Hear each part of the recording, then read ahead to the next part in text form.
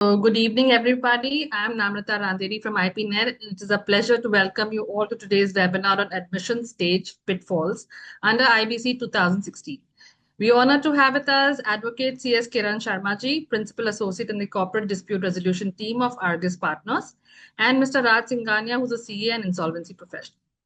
So your presence here adds immense value to our learning community. This is the 72nd webinar in our series of IPNet, our platform dedicated to strengthening our professional capability and well-being through shared knowledge. A special note of thanks to Ashish Makhija sir, President of IPNet, whose vision and leadership have played a pivotal role in building this vibrant, growing community. For those who are not yet members of IPNet, this is a great opportunity to join us. We sincerely look forward to welcome you into our family. Over the years, IPNet has evolved into a powerful knowledge-sharing platform for IP across India with a mission to provide expert-led webinars, study circles, and practical workshops, offer hands-on guidance for navigating complex IPC issues, and maintaining an exclusive digital platform with curated resources, updates, and member support. Thank you for your ongoing trust and active participation to all our existing members. To everyone joining us for the first time, a very warm welcome, and we encourage you to make full use of opportunities and benefits that IPNet has to offer. Now, I'm playing a short video that showcases IPNet's purpose, initiatives, and contributions.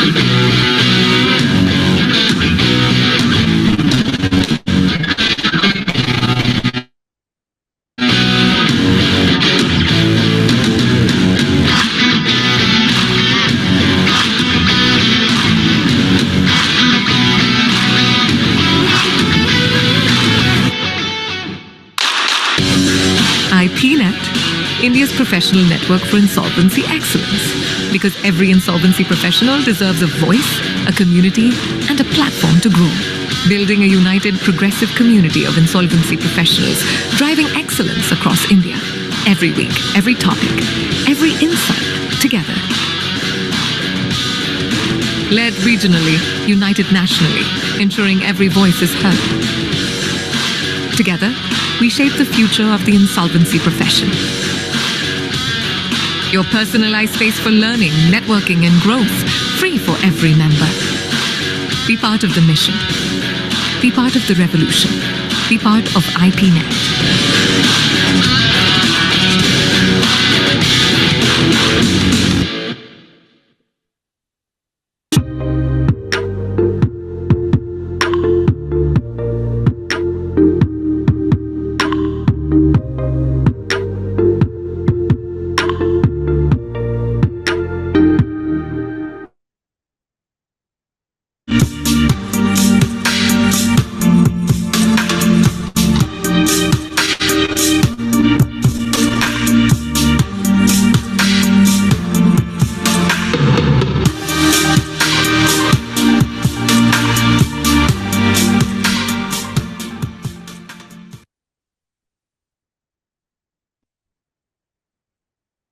Thank you for watching.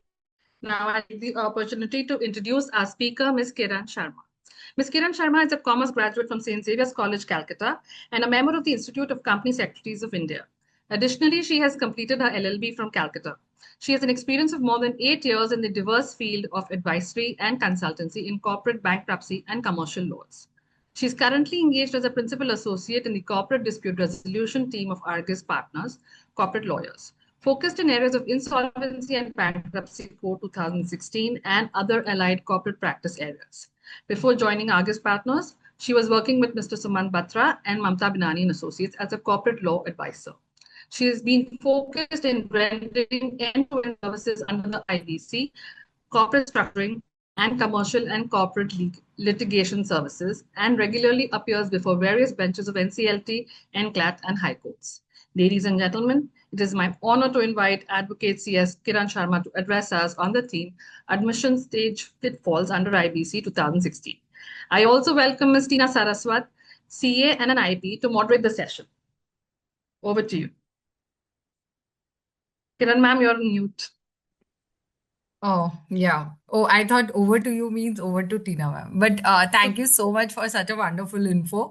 And it's always pleasure to come back to this forum to either enrich ourselves or have a discussion between all the respected professionals and already the stalwarts in the industry, like Mr. Uday Raj, who I have had the privilege of working with on a lot of assignments.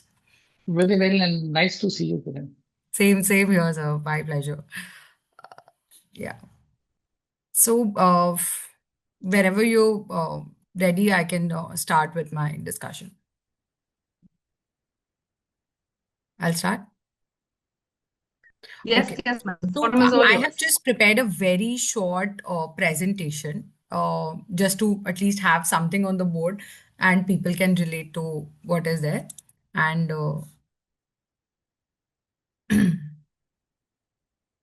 just let me know in case there is a lag. Tina ma'am, you can just indicate if there is a lag on the Yes, screen yes, share. I will inform you accordingly. Yeah. Thank you so See. much. So, I think today's topic is really interesting. And when I was discussing with my senior, Mr. Singhania, that, how do we address this topic so that it is enriching for both the participants and us, and we can have a fruitful discussion. And there are a few key takeaways from what we discussed today. And we do not need to mug up on the case laws or anything, but we can get to the practicality as all of us are in the realm of the professionals and not just the theoretical students for this topic right now. So, as we all know that IBC is ever changing, ever evolving law. I think this is one of those laws which has seen more changes, more amendments than it was at the time of origin of the law when we read the BLRC report. And the BLRC report then and the ILC reports after that, and today as to where the law stands, it's completely different. Even though the objectives and the intent, the legislative intent comes to boiling point of the same where we all started at the starting point. But ultimately, if we see the jurisprudence, actually we always see, and I always hear at the conferences that I have attended, that this law is more out of the context and it is more of the jurisprudence law. I mean, this law has evolved by way of judicial precedents, day in, day out, by various NCLTs having different views of one subject matter, and then finally it leads up to the appeal filing, and then few appeals are also taken up to the Supreme Court, and finally the Supreme Court gives its verdict on one of the topics. Like we saw the ever changing jurisprudence while admission of cases for lease rentals and how it evolved. Every day we used to see a new view of the NCLT. Finally, NCLAT decided that, okay, this is not a financial debt or this is a financial debt. And finally, it led up to the Supreme Court. But still, till now, we get so many cases where we cannot distinguish whether it is a financial lease or an operational lease, whether it is a financial debt or an operational debt. And while admitting claims, also the RP applies the same logic, whether it is a financial debt or an operational debt, depending on few parameters under Indian standard accounting. And all of those things actually comes to a point where we get to decide that actually the admission stage is the most crucial stage for deciding the applications, because the admission stage is the first step, the preliminary step where the company's fate is decided. Because as soon as a company slips into CIRP, and maybe it is a bad admission, good, bad, ugly, there might be three buckets, but when we know that once the company has slipped into CIRP, it's really, really difficult to take it out of the CIRP. And if at the admission stage, that scrutiny is provided and the good companies can be carved out at the admission stage itself, there are opportunities for the companies to be resolved outside the insolvency. Now, for that matter, we have seen so many jurisprudences relating to Section 65, which is the fraudulent or malice intent behind initiating the CIRP. Now, what are the pitfalls at the admission stage? Let's see if we can cover few pointers which can help us get away with the main pitfalls or mitigate the risks of those pitfalls going forward. So, the statutory thresholds for admission of Section 7 application are generally admission of debt, admission of default, and the substantiation or evidentiary records from the NESL records, which is the information utility. So, debt default, we are all have heard that these are the statutory thresholds which are to be met while admitting the Section 7 application. But why so much of emphasis on the debt criteria, on the default criteria? Because it is not as simple as it sounds today.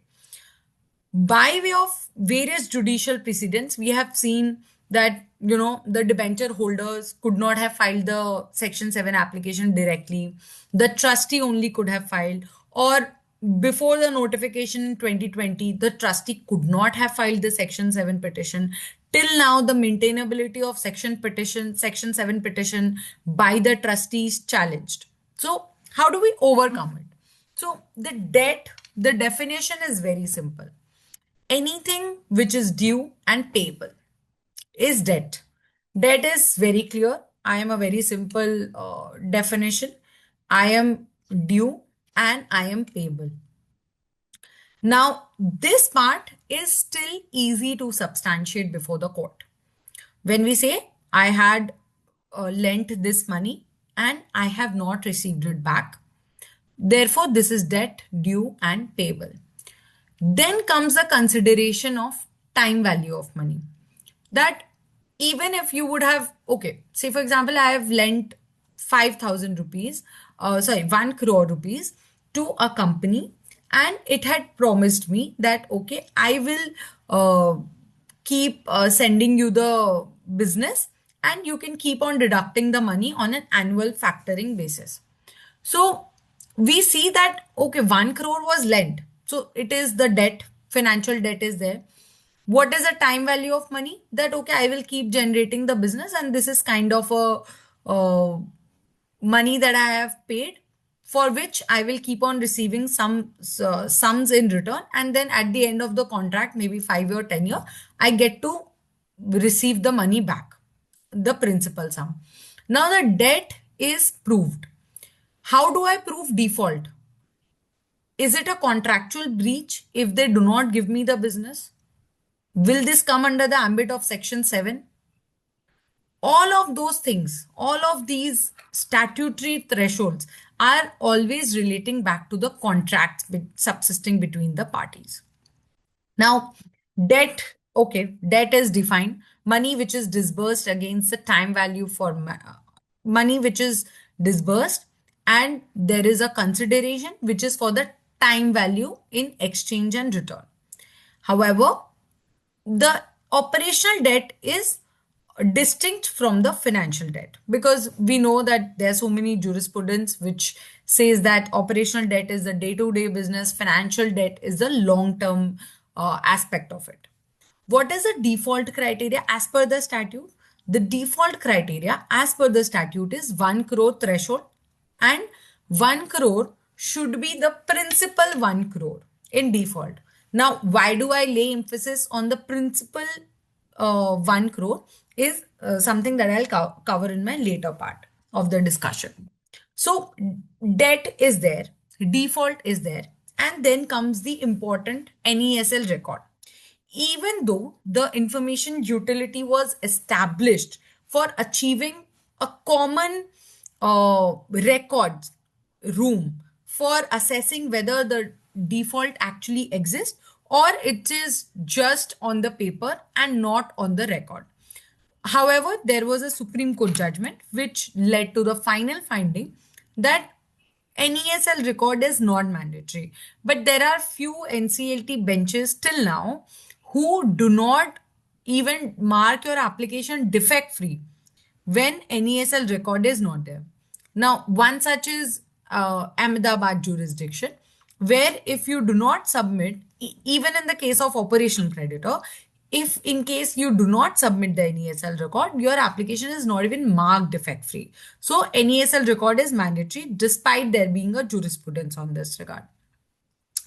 As advisory from our side or as advised from the practitioner side, it is always best to put in the NESL record on your petition before the NCLT because it strengthens your case to either prove the default or if you're on behalf of the borrower, it strengthens your case if the default is disputed. So in case you're for the creditor, it strengthens. And in case you're on behalf of the borrower, it strengthens your case to submit that yes, it is under dispute or there are some discrepancies in the records of the NESL and the section 7, 9, 10, whatever is submitted. So these are the three criteria where we stand today. Debt, default, NESL. All three are the common parameters for section 7 and section 9. However, for section 10, the threshold is a little more stringent and more on the corporate applicant to prove its stance before the NCLT. Now, once we cross this threshold of the statutory threshold, we would want to see what is the evolution of the judicial discretion that has happened till now. Now, if we relate back to the advent of the IBC as to what used to happen then, that was the era when I have practically seen, because fortunately I've been there in the era since IBC had come in, and I have worked with so many of you attending today, and I have seen actually what used to happen during the admission stage at that point in time, 2016, 2017 era. Now, if we talk about 2017, we have seen that the admission cases actually used to happen within 14 days and the timeline which is provided under section 7 or 9. And there used to be no chance or no plea of hearing or no principles of natural justice would have been followed while the CIRP was being admitted under the NCLT regime. Then finally, it went up to the NCLAT. NCLAT said that, yes, sorry, you have to follow the principles of natural justice. You have to give a hearing to the corporate debtor, which is the borrower. Okay. After that, a lot of judgments came in. And there started coming the conflicting views, whether 238 of the IBC would prevail or the other laws would prevail. Finally, in innovative industries, the Supreme Court laid down the principles for admission of the CIRPs, and the threshold under section 7 of the IBC, which is the financial creditor application, was this, that mandatory admission is to be there once the debt and default are established. This was the innovative era, which was the first of the very first cases where Supreme Court laid down a law regarding admission of financial creditors application. Then it was going fine, and the tribunals also followed the same principles laid down, and somehow we saw the flow and the trend in the borrower's side also, that yes, they were also a little scared, where they knew that once the debt and default are established, we will be straight away admitted to the CIRPs. And then we saw a shift where operational creditors used to file a lot of cases in case the debt or default admission was clear. And we saw that the operational creditor used to file the case even for 5 lakhs, 10 lakhs. Then there came a notification which during the COVID, which increased the threshold from 1 lakh to 1 crore. And then we saw a sharp decline in the cases filed by the operational creditor. After this era, after the innovative era, where everybody was really worried as to what happens to their case if the debt and default is established, and the threshold was much higher. What happened after that? After that, there was a wave which came in by way of Vidarbha judgment. Now, we must have heard a lot of things about Vidarbha Industries judgment laid down by the Supreme Court, because it finally went up to the Supreme Court and the Supreme Court decided, distinctive from innovative era.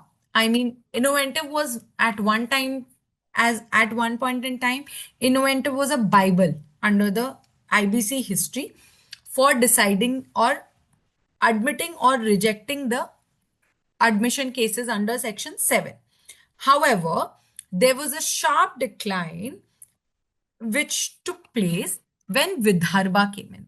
Now, Vidarbha, on a very curious topic, it actually uh, differed from the views laid down in innovative, not much in the words part, but with the legislative intent that it wanted to draw. Now, what did Vidarbha do? In Vidarbha Industries, it was laid down. So, if we get into a little bit of facts of the case, because it is very important for us to discuss the latter judgments.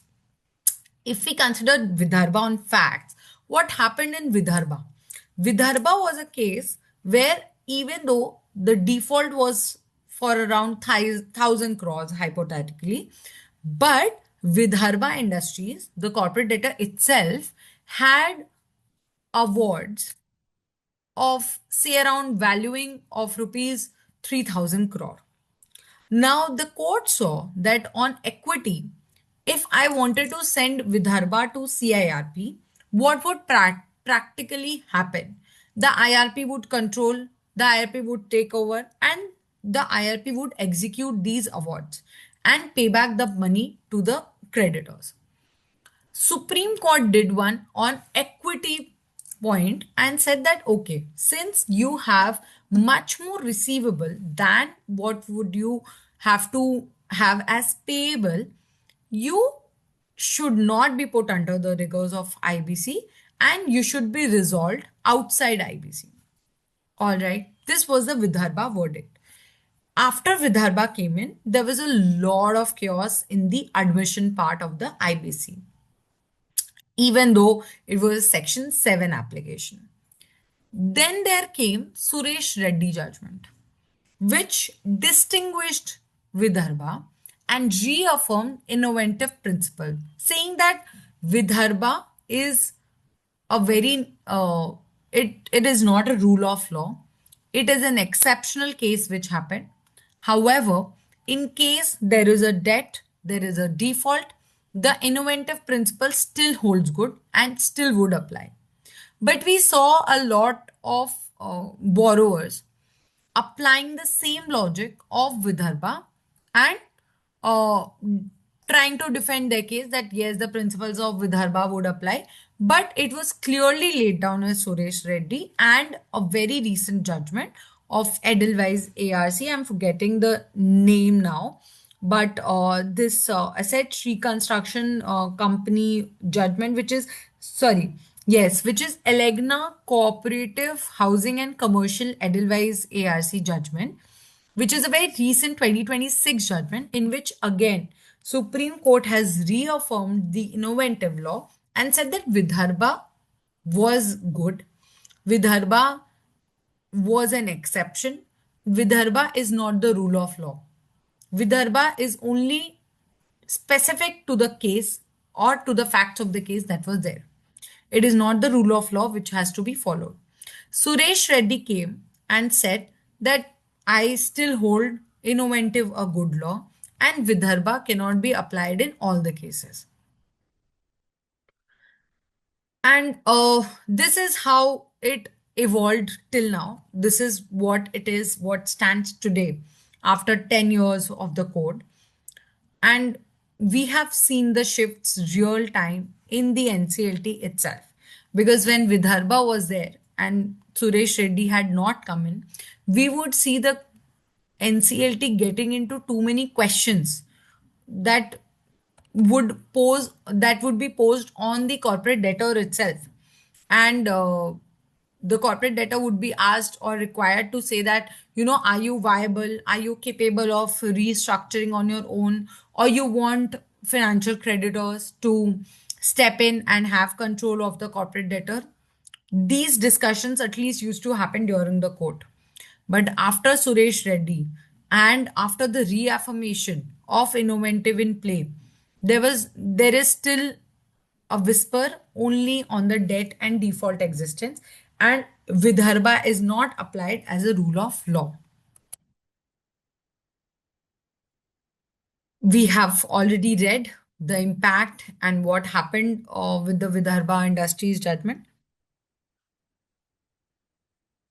Then this also we just discussed, Elegna Cooperative Housing, where Vidarbha is a very narrow decisions, fact-specific decision, and it has been outlined for deciding the Section 7 application.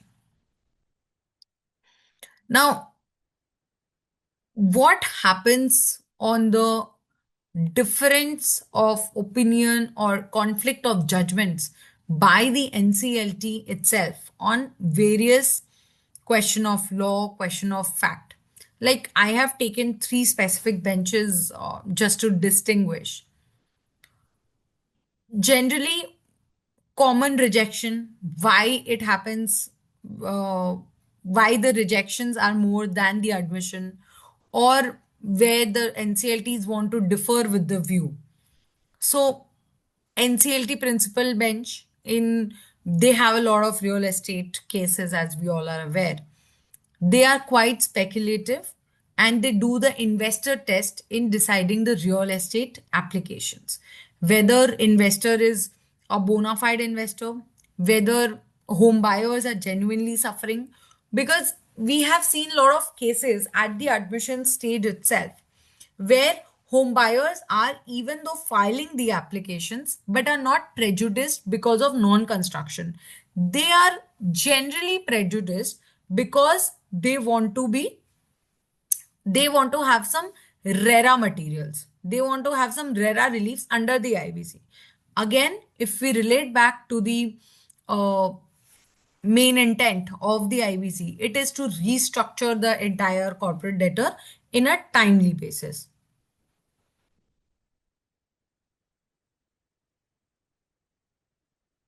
Yes, NCLT Delhi generally rejects the Section 7 admission cases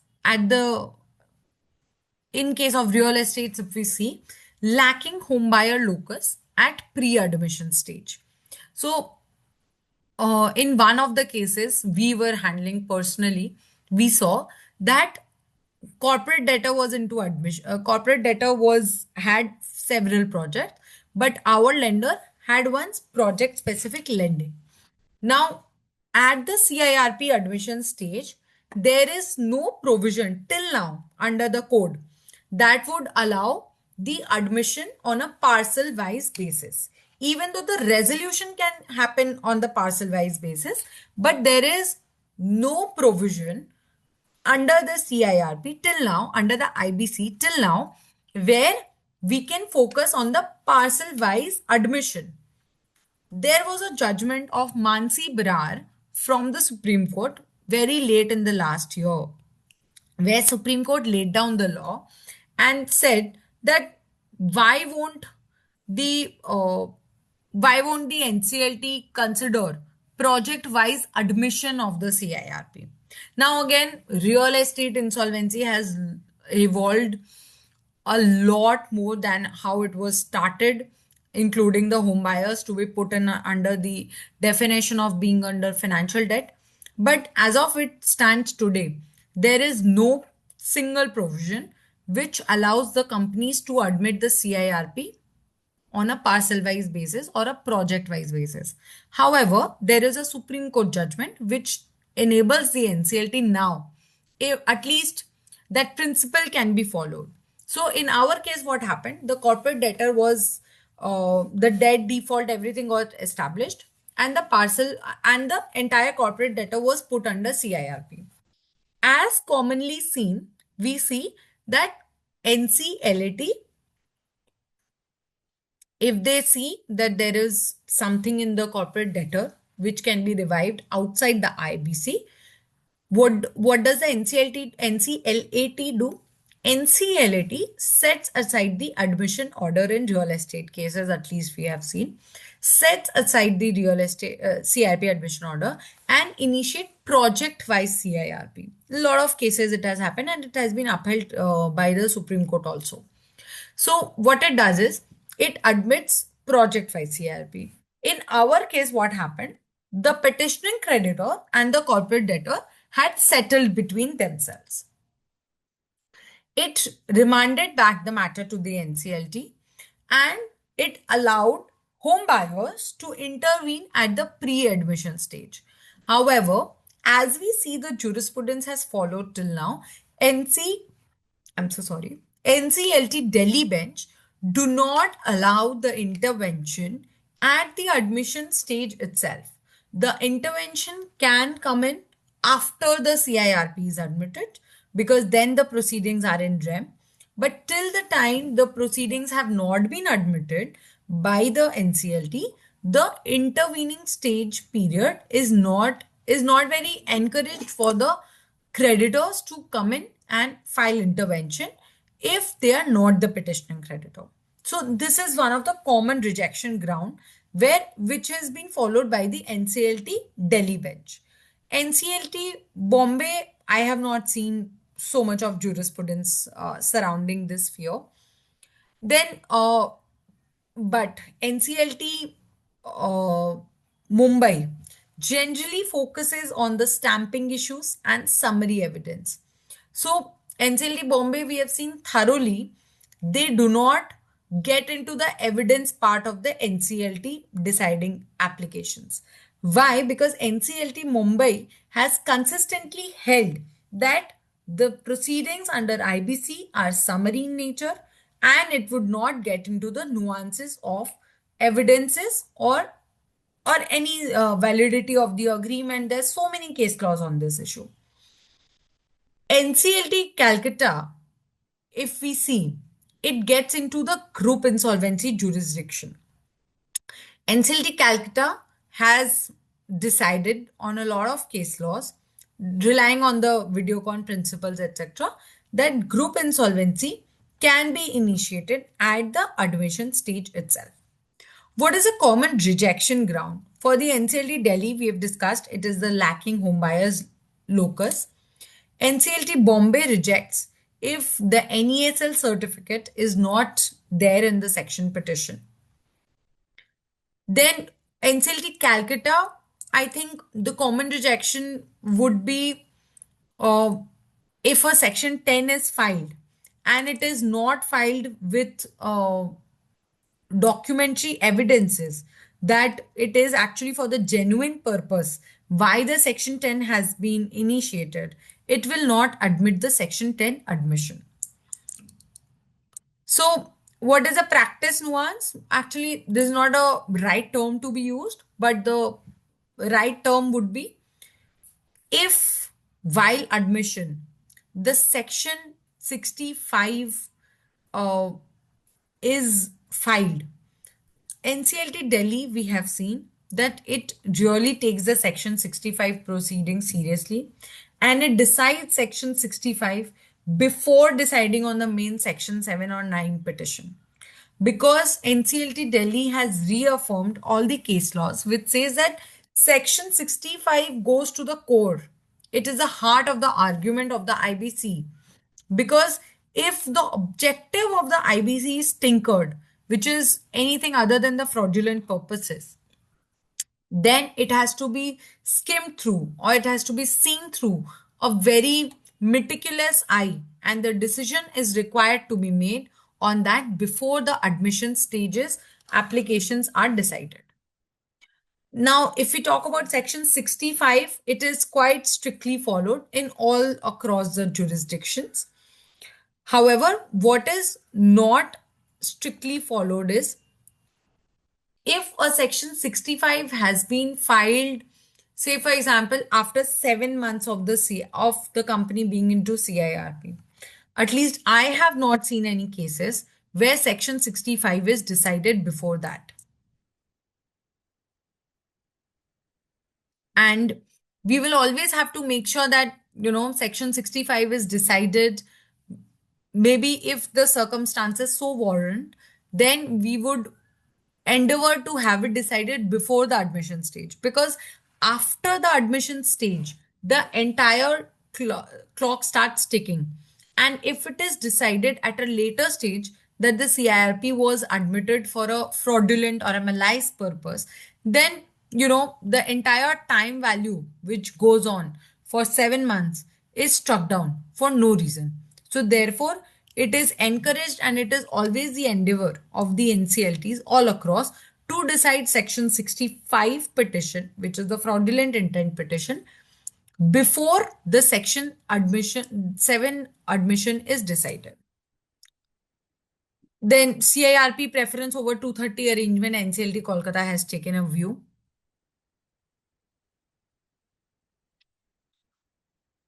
Now, what are the common procedural pitfalls that we see at the admission stage? Authorization defects.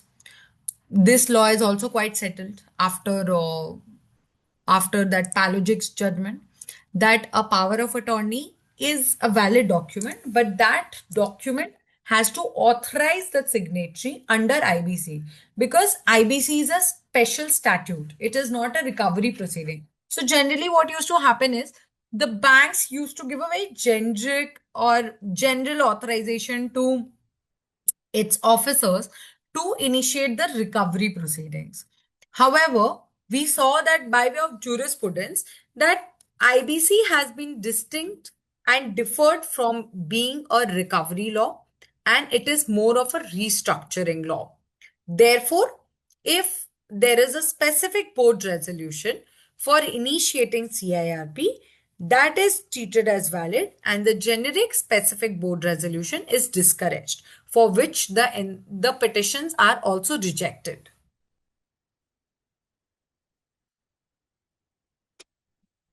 Then service failure, very practical nuance. If the application has not been served prior in time as per the NCLT rules and the adjudicating authority rules, it is deemed to be not admitted. IRP consent, if it is with the section 7 application, then form 2 is mandatory. Along with that, the valid AFA is also mandatory. In case that is not provided, the application is treated as defective. And of course, the scrutiny notice is a very practical nuance that we see. The statutory great weight threshold, as we saw, the minimum default is of 1 CR, and this is the first point where we have to maintain our application. On the very first day, the court would ask whether the 1 crore timeline is met or not. Limitation Act, as we all know, the law has evolved at the preliminary stage only. We will have to see whether the limitation is met or not. And the 3-year rule is not a very generic rule. It has to be applied on each fact specific basis, because even a 2013 loan is renewed. So say for example, there was a 2013 loan. It was declared as NPA in 2015, but there was no action taken until 2025. Now, what happens to those Section 7 petitions? In case you have some acknowledgements from the corporate debtor, it gives a fresh life of limitation for next 3 years. In case you do not have any acknowledgement, but you had filed an OA before the DRT, and say for example, a decree has been passed or a recovery certificate has been issued in your name, it also gives a fresh life to the Section 7 petition being filed. These are all the limitation aspects of the admission stage, where at the time of admission, if these are scrutinized with special care, I think the limitation aspect can be covered at the admission stage itself. Now, real estate is a whole a different ball game, but I've just tried to cover a few pointers of it at the admission stage. Now, home buyers, if they can initiate CIRP, the answer is yes. The plain vanilla, yes. However, we have seen few case laws where we see that real estate authorities who are seeking profits with the buyback clauses, they lack they lack authority and power to invoke Section 7 because they are treated as an investor to the corporate debtor and not as a home buyer. Project specific CIRP, we just had a brief discussion on this, that there is no provision till now under the IBC to initiate project by CIRP. Therefore, the NCLTs admit the companies under CIRP on a corporate debtor level, and the NCLAT, if deems it appropriate in the facts and circumstances of the cases, it would then make the corporate debtor on a project specific basis. Park energy principle. This is an English principle which is applied lately in our Indian standard, where it says that, if there are individual shareholders or promoters, they lack focus, they lack locus to challenge the CIRP once the IRP is appointed. However, the directors can still maintain the appeal against the admission order. Section 65 Millais, we just discussed that it cannot be used as a recovery proceeding. And if the court finds out that it has been issued and it has been only admitted for the purposes of fraudulent or for achieving something other than resolution, the court passes really strict order under the 65 section of the IBC. If we see this data, we have taken from the public available portal. Now, mandatory case law impact comparison, if we do the shift and the era that we have seen till now. Phase 1, it was, of course, the admission stage was, we used to see a lot of admissions at that point in time. Second, discretionary, when some power was given to the NCLT that, okay, you decide whether you want to admit or not. Third is Suresh Reddy, which reaffirms the innovative era that the main objective of the IBC at the admission stages seeing whether the debt and default are existing or not, and if the debt and default are existing, whether it meets the other criteria like NESL records, Limitation Act, etc. Section 9, very difficult to maintain a Section 9 right now because Section 9, if we see, a very recent case law has come where the NCLAT has ruled, the Honorable Appellate Tribunal has ruled, that in case the NESL record, even though it is not mandatory to be provided, in case the NESL record provides that the debt is disputed, the NCLT will reject the Section 9 application. So the threshold is again much, much higher than the Section 7 application, that NCLT will have to reject the application in case there is an endorsement of default on the NESL record, and that NESL record is brought before the NCLT. The focus is on clear, undisputed debt because NCLT do not generally want to get into the admissibility, summary, evidence. All of those things are not required at the Section 9 stage. And it is generally seen through the lens of the benches that if it is being misused for acting as a recovery tool or it is a recovery forum, then they would reject the Section 9 applications also. This we just discussed that landmark ruling in the NCLAT, December 2025. It says that if an information utility, that means the NESL record, marks the debt as undisputed based on the prior notification by the debtor, the Section 9 application must be rejected.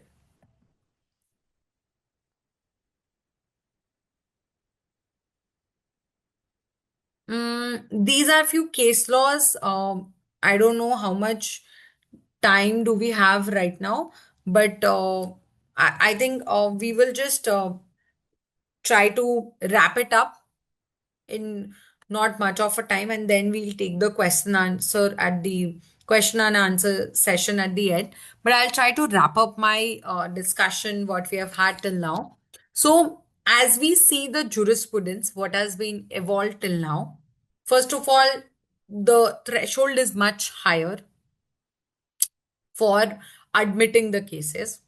Now, as IRP, RP, if we see that there has been a fraudulent or malicious intent in admitting the CIRPs, the IRPs are also taking proactive uh, steps to ensure that it reaches the correct forum.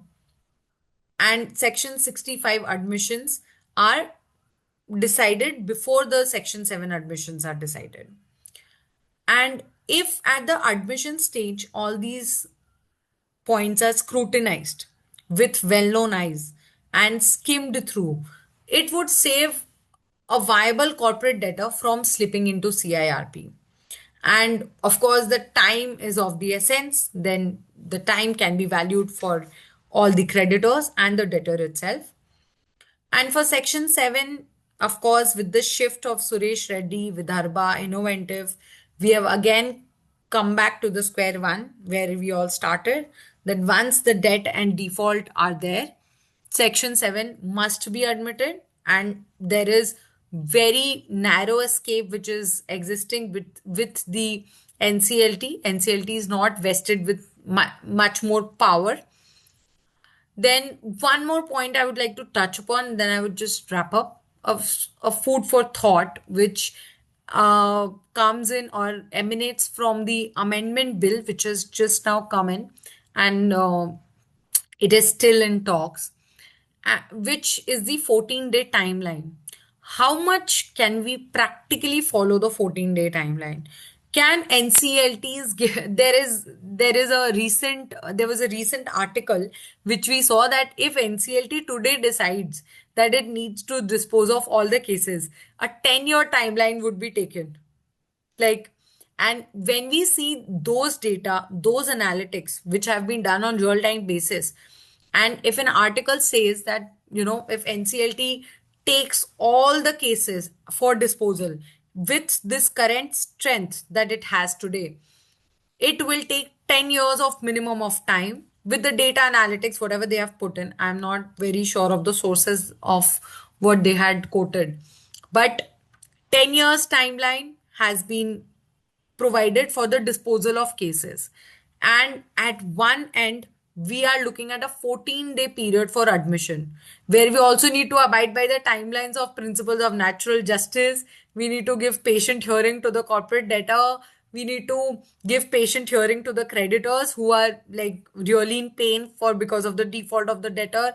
The debtor are otherwise in default because of the economy that we have for now, especially for real estate cases. So there are disparities, there are discrepancies, and this is how it stands for today. But I think with the time that we have evolved till now, it will be much, much better than what it is today. Because few of the case laws are now more or less settled. The law is more or less settled.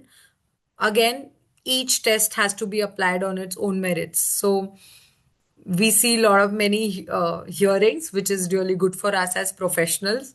But when we see for the economy and at a whole, at a glance, it may not sound as pleasing as it is on the books and the paper. So with this, I think I would like to wrap up my discussion. And in case of any questions and queries, we will have it during the Q&A. Yes, Right? yes. Thank you, Advocate Kiran. It was extremely nice. And Thank you so much, ma'am. any query from anyone? No, I can just see an applause from Mr. Srinivas. Thank you so much. You are really kind. Okay, then we Yeah. will take the I'll query. wait for my turn. No, Right. I would just request Advocate Kiran to also give some tips or guidance to IPs or IRPs who are proposed in the application, because they many times are not aware as to what is the status of the company, what is the default, what is there in the application. They simply keep away from the whole process. And when the process starts, they are taken by surprise. So maybe common mistakes that can be avoided by IRPs when they are being appointed under Section 9 and Section 7, Section 9, Section 10, especially when they are being appointed by the creditor or the CD. So Right, sir. what comes to the mind, if you would share, that will be very helpful.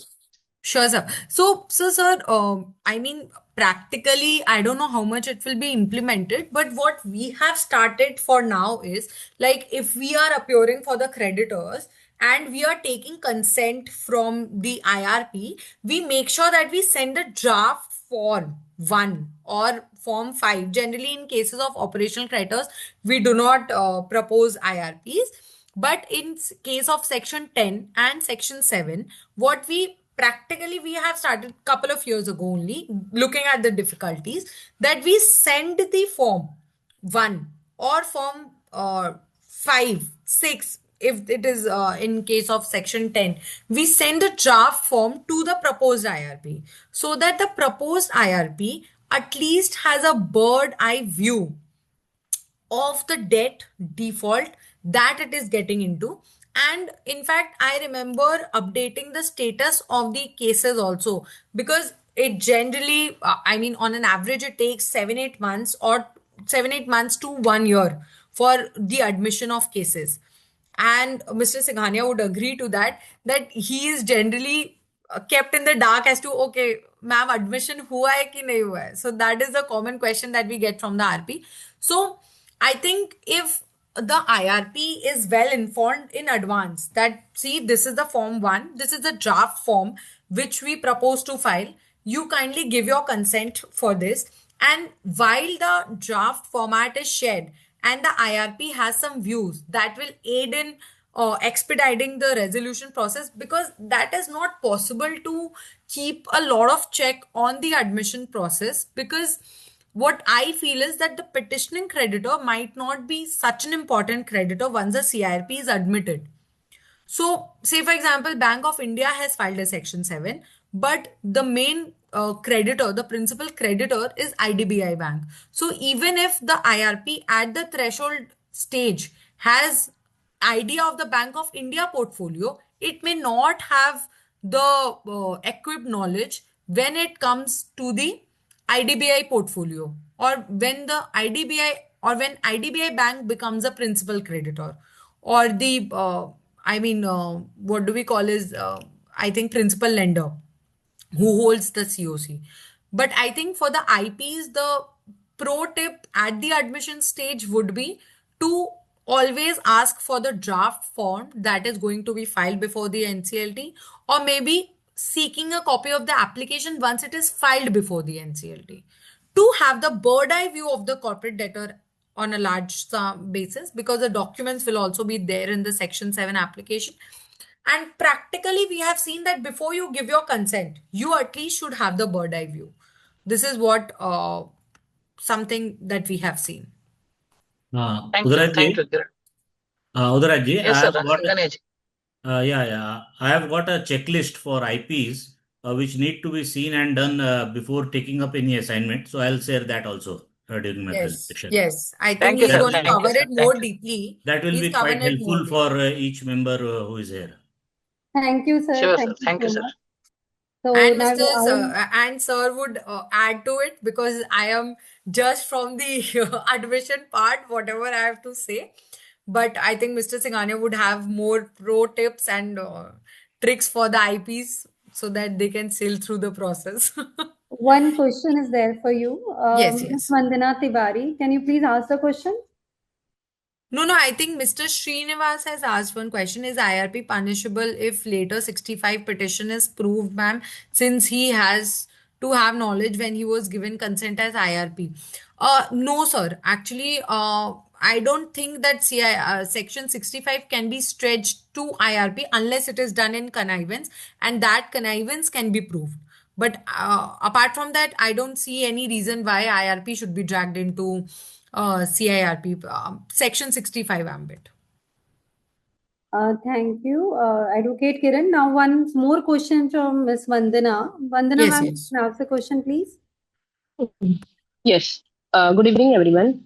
Ma'am, as you were telling about the Vidarbha judgment, how nowadays the practically applicability of this judgment is not being applicable, and there are a lot of judgments which we are talking about that this is not good in law.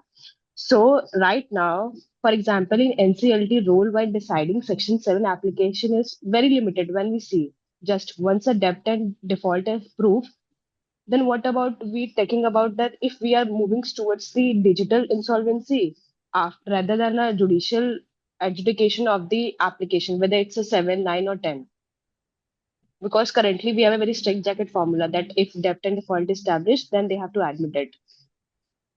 Right. But I think still with even after Vidarbha or Suresh Reddy, what I feel is that solely from the practical purpose that straight jacket formula can be applied for a limited purpose. Each case has to be seen with specific facts because we never know which will be the next Vidarbha judgment in the IBC law, right? So we will have to see and we have to apply the straight jacket formula, but the outcome may be different with the filters that it might have because we do not know as to what happens after Suresh Reddy.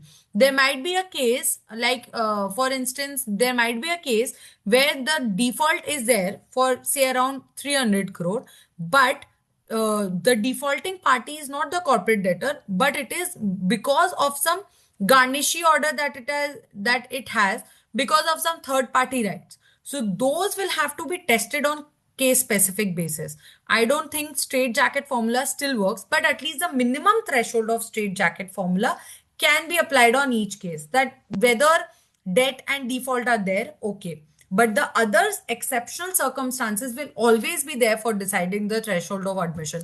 That right cannot be taken away by Supreme Court or by any law under our Indian constitution, because again everything boils down to principles of natural justice. So I think that will be scrutinized by the NCLTs very strictly. Okay, Advocate Kiran, thank you so much. Again, we will have Thank the you, thank question you. and answer session after this Sure, ma'am. also. Sure, ma'am. I shall wait. I shall So wait. I Thank you so will, much. thank you so much. Thank you. So now we'll proceed to introduce our next speaker, CAIP Raj Singhania ji. Raj Singhania is a science graduate from Scottish Church College, Kolkata. He is a qualified chartered accountant of 2001 batch and founding partner of Singhania Rajan Associate, a practicing CA firm based out of Kolkata. He has completed almost 9 years in the field of insolvency with many successful resolutions as feathers in his cap. Very recently, he has also completed his LLB and is regularly appearing before NCLT and NCLET. Besides above, he is a past president of VIP Road Chartered Accountant Association, having more than 1100 CAs as its member, and a very reputed study circle of EIRC. So presently, he is leading a team of expert professionals for execution of work under the Insolvency and Bankruptcy Code in the name and style of his firm, Apex Insolvency Professionals LLP. And he has successfully executed 25 assignments. Welcome, sir. Welcome. The floor is all yours. Thank you, Tina ji, and thank you Mr. Patwardhan, and other dignitaries of IPNet. First of all, I had just expressed my gratitude for giving me this opportunity to have my views on this esteemed platform, which has been doing quite good since last few years for the benefit of the insolvency professional of the country at large. Well, the topic given today is pitfalls at admission stage, and my predecessor Kiran has almost covered most of the things which were supposed to be covered in this particular topic. I would also like to have some of my thought process on this particular topic, and will share. And as I also said, that I'll be sharing some key pointers for the insolvency professionals, which they should think and take care of while accepting any IP assignment affairs.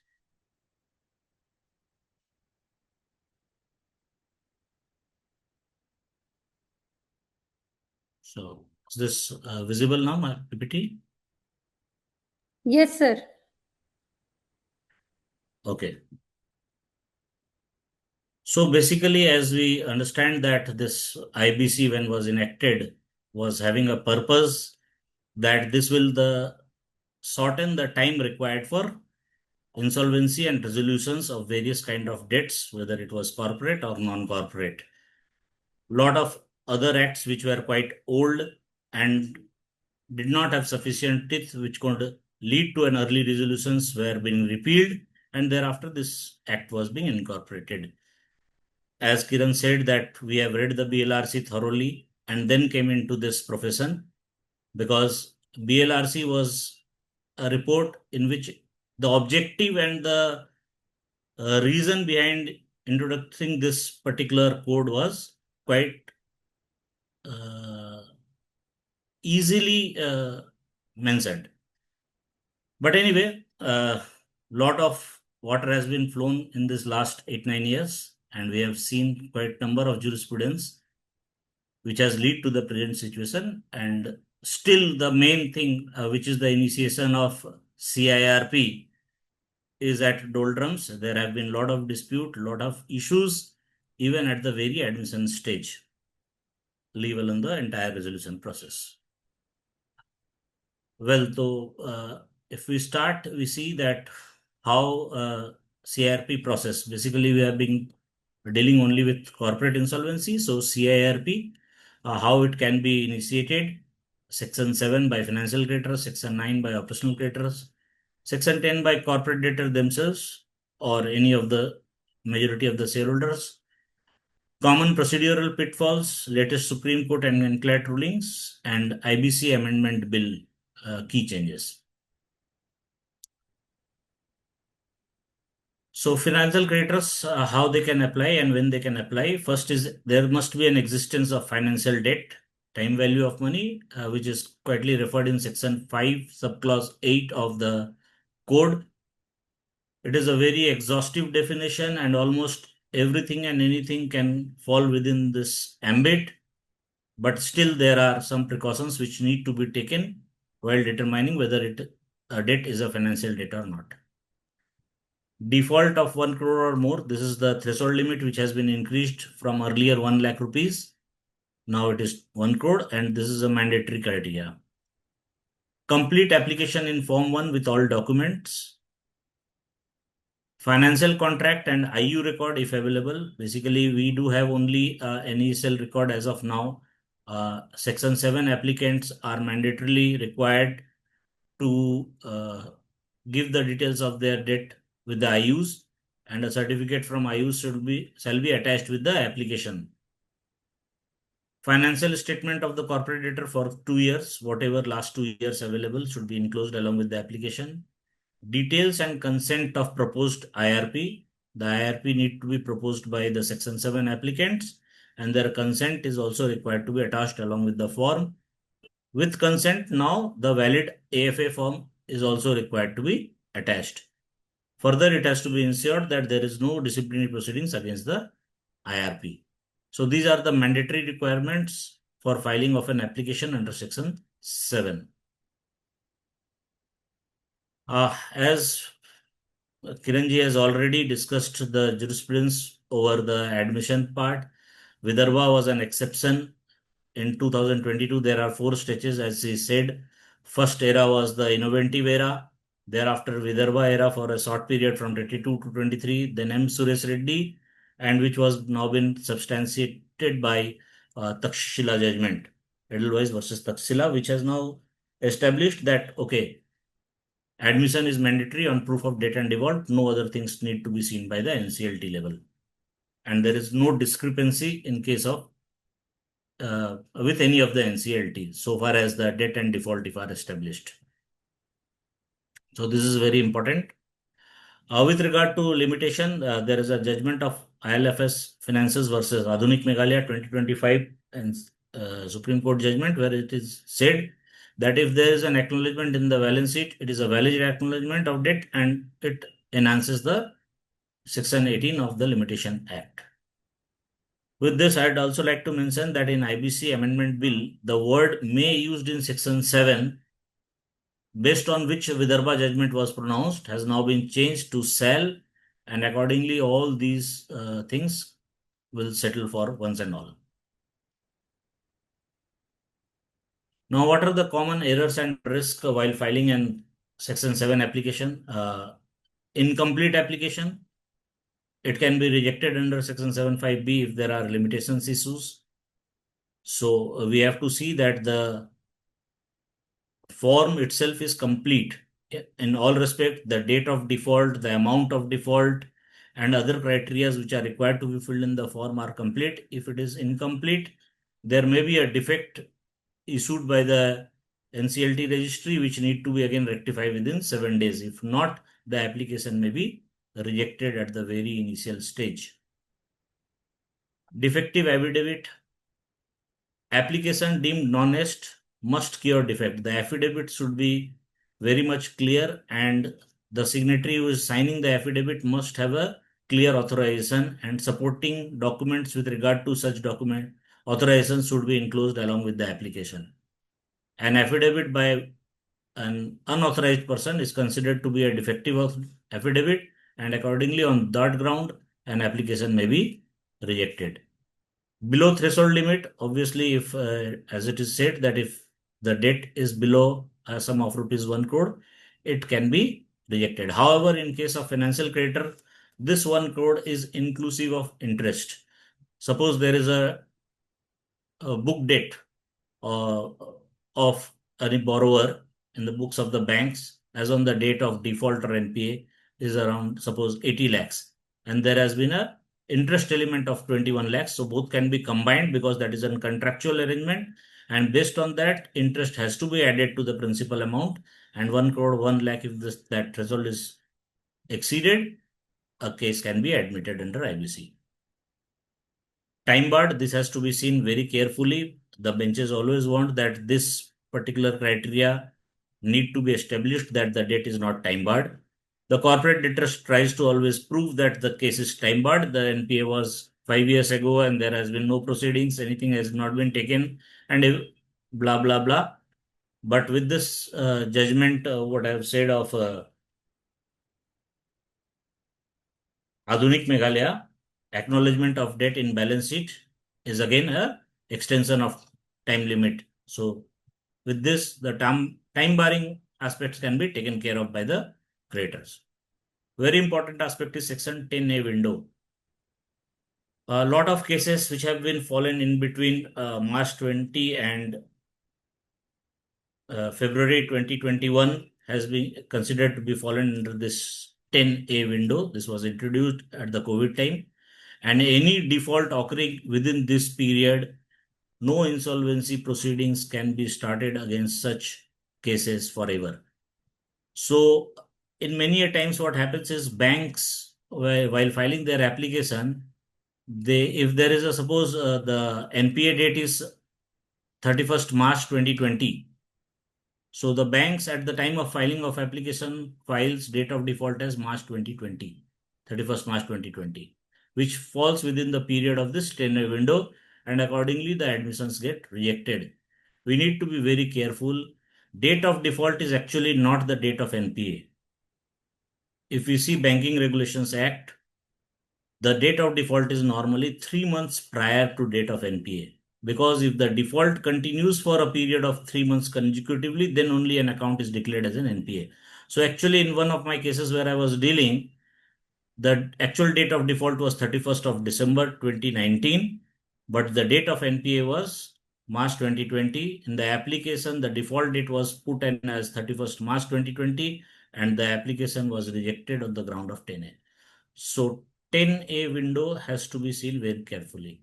And accordingly, at the time of filing application, we have to see that we have put the correct date in place of date of default. There is another issue with regard to this home buyers. The threshold limit is 100 LOTs or 10% threshold. If not met, the application can be rejected.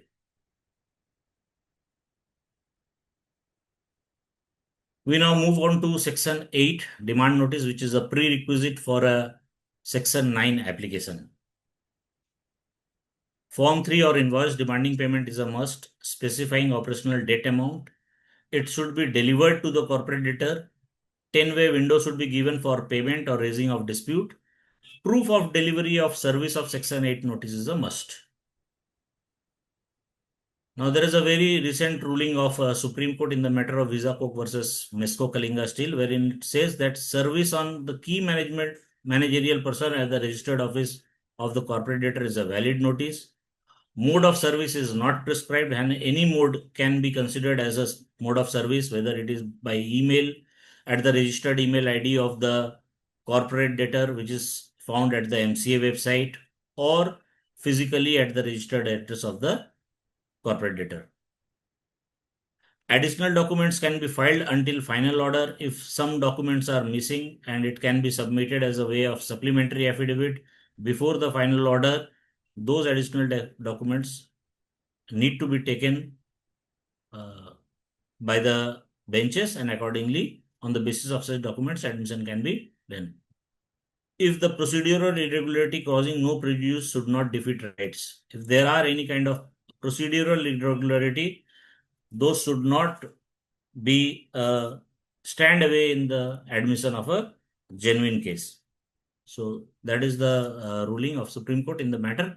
But basically, as we can understand that Section 8 demand notice is a mandatory document, and in most of the cases where the Section 9 applications fails are either due to raising of pre-existing dispute or due to non-service of a proper Section 8 notice. These are the main reasons wherein Section 9 applications are being rejected. So we have to be very careful that Section 8 demand notices are served on the corporate debtor. Now, what are the admission criteria? Unlike Section 7, in Section 9, the word shall is already there. So, in case the default and debt is proved and there is no dispute, a Section 9 application shall be admitted, where invoices and notices are being delivered and remains unpaid.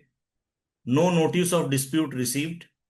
There is no pending dispute in information utility. If, as Kiran was already mentioning, that there was a case in 2025 where it is said that there was a dispute raised in the information utility by the corporate debtor. If such dispute exists in information utility, then it establishes a dispute, and accordingly a Section 9 application fails. Application should be complete in all respect, and no disciplinary proceedings against IRP if a IRP name is being proposed. Normally, in case of Section 9 application, it is not a mandatory requirement to propose a name of the IRP. However, it is discretionary, and if an operational creditor or the applicant wants to give a name of the IRP in the application itself, it can give, provided all the requirements such as the consent form and AFA validity non-disciplinary proceedings are okay. So these are the things with regard to this. One very important thing is a notice of dispute is the thing. Normally what happens in most of the cases, when Section 8 notices are being served, normally the corporate debtor don't reply. They doesn't raise the dispute at the very threshold. Subsequently, when Section 9 applications are being filed and the matter is during the argument stage or at the pleading stage before the NCLT benches, they try to raise the issues of dispute. And most of the time it is being found that these disputes they raise for the first time after receiving the Section 8 notice or filing of the Section 9 application. So these kind of disputes which are raised subsequently after initiation of the process. In case of operational creditor, the initiation of the process is considered when Section 8 notice is being served upon the corporate debtor. So if any dispute is raised after initiation of the IBC proceedings, such raising of dispute cannot be considered as a pre-existing dispute. And pre-existing dispute must be substantiated by way of any document, whether any suit or any complaint or a legitimate correspondence wherein it is clearly being said that there has been such dispute and for the reason of that dispute the particular invoices are not being considered or remains unpaid. This is a very important thing which we need to take care at the time of admission. Now, in amendment bill, mandatory IU submission is being proposed like financial creditor. Now, the operational creditor has to also submit an certificate from NESL or any of the IU which is being acquired. 14-day timeline, as he said, that 14-day timeline has now been introduced in this particular amendment bill, which is required to be strictly enforced by all the NCLTs. And if delayed, the NCLT must record reasons. So this strengthens operational creditor's right, but we practically have seen that it is very difficult on the part of NCLT benches to admit any kind of case within 14 days. So let's see how things evolve after this amendment bills become law and how the cases are being admitted, if any faster mechanism, or we see that cases are being admitted quite early as expected.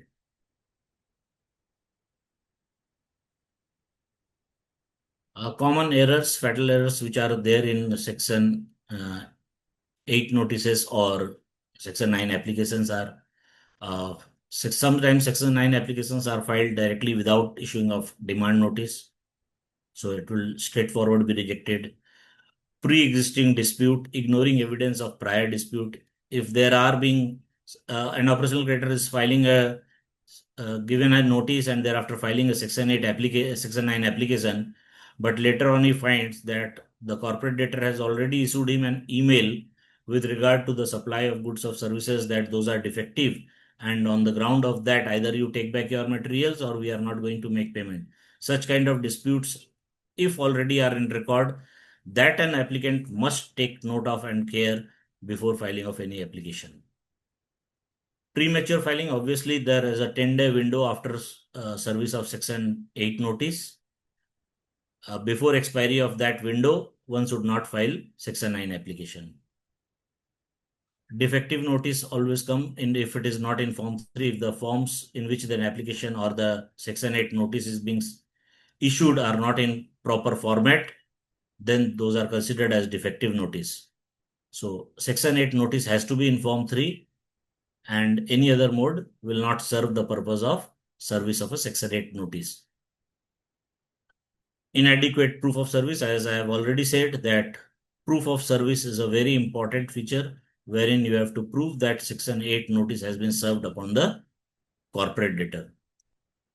Now there has been an issue of wrong classification, operational versus financial debt confusion. As Kiran was also telling, with regard to certain lease, there has been a lot of confusion whether it is an operational lease or a financial lease. Many a times there are in real estate transactions, there are transactions which are in the nature of operational, but given a agreement in such a way that it looks like that it is a financial debt, but actually it is an operational debt. So in such situations, we have to see whether the debt is actually an operational debt or a financial debt, and based upon such classification only, an application need to be filed. Now very important part is Section 10, corporate debtor can also file an application as given in this insolvency code. But the test for Section 10 is more stringent in comparison to Section 7 and Section 9. because it has been seen, first of all, as said, Section 65 will also come into play while admission under Section 10, whether this has been with an intent to defraud anyone or with a malicious intent. The conditions remain same. The default should be 1 crore or more. There must be a default. At the time of filing of application, the corporate debtor must attach audited financial statement immediately for the last 2 preceding years and provisional for the current financial year. There must be a special resolution by way of three-fourth majority of the shareholders and the partners in case of LLP for filing a Section 10 application.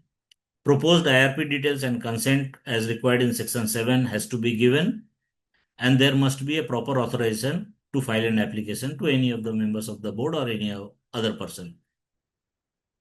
Amendment bill has now proposed in case of Section 10 that the Section 10 applicant or the corporate debtor now cannot propose the IRP, and IRP will be chosen by the IBBI independently from their panel. So it prevents the misuse and impartiality, and the target of the corporate debtor to get away with the debt with his chosen IRP now goes away. So this is a very welcome proposal in the amendment bill. In Section 10, common pitfalls are mandatory rejection in case of lack of authority. If there is no special resolution, it is considered that authority is not there to file a Section 10 application. Unaudited financial statement. If there are no financial statement for last 2 financial year preceding in which the application is filed, it is summarily rejected. Misuse filing. Amendment bill addresses this with independent IRP clause, but again there are other way where this filing of Section 10 are being misused, and we have to read this with case laws under Section 65 and the intent in which an application under Section 10 is filed. Mainly, it should not be for avoiding any case of litigations with regard to statutory liability, that is for income tax, GST, or any other liability, and also not to evade the scrutiny from Enforcement Directorate or CBI, which are applicable on the corporate debtor. So if the intent is to get away with those kind of actions initiated by the government or revenue departments, the application fails on merit and accordingly can be rejected. Section 10 violation is again there. So default period should not be in between 25/3/2020 to 24/3/2021. Delay in serving to IBBI, an application under Section 10 has to be served to IBBI as well. And if there is a delay, it causes a procedural non-compliance, and on that ground, there may be a rejection in the application. So critical procedural pitfalls are basically defect rectification timeline. If any application filed under Section 7, 9, or 10 are being filed with certain kind of defects, the registry gives a 7-day window to rectify those defects, and it should be specific notice as mentioned in the case of leave-in aqua case. It should not be a general notice. It should be a specific notice as to what is the exact nature of the defect, and thereafter the applicant shall rectify the defect within 7 days and refile the same. If not, then the application is liable to be rejected. NCLAT appeal timeline after admission. If the NCLT admits the case, 30 days from NCLT order, one can file. There is a option of condonation of delay for another period of 30 days. Certified copy of the NCLT order is a mandatory, Rule 22(2). Exemption possible but might be sought timely along with the application itself for non-filing of the certified copy. And there is, if appeal is barred by limitation, this is considered as a non-compliance and accordingly cannot be filed. There was a case of this Baiju, if everyone remembers, requires 90% COC approval. This, in case of Baiju, what happened is that the promoters made an arrangement with the applicant and settled with them and filed an application for withdrawal of the case after constitution of COC. So the NCLT ruled that after constitution of COC, there must be a COC approval with 90% majority for any case of withdrawal. Now, and earlier it was that before COC constitution also 12-way withdrawal can be done at the discretion of NCLT applying Rule 11 of NCLT rules. However, with amendment bill now it has been proposed that any 12-way withdrawal can be done only after constitution of COC and with 90% of approval of the COC.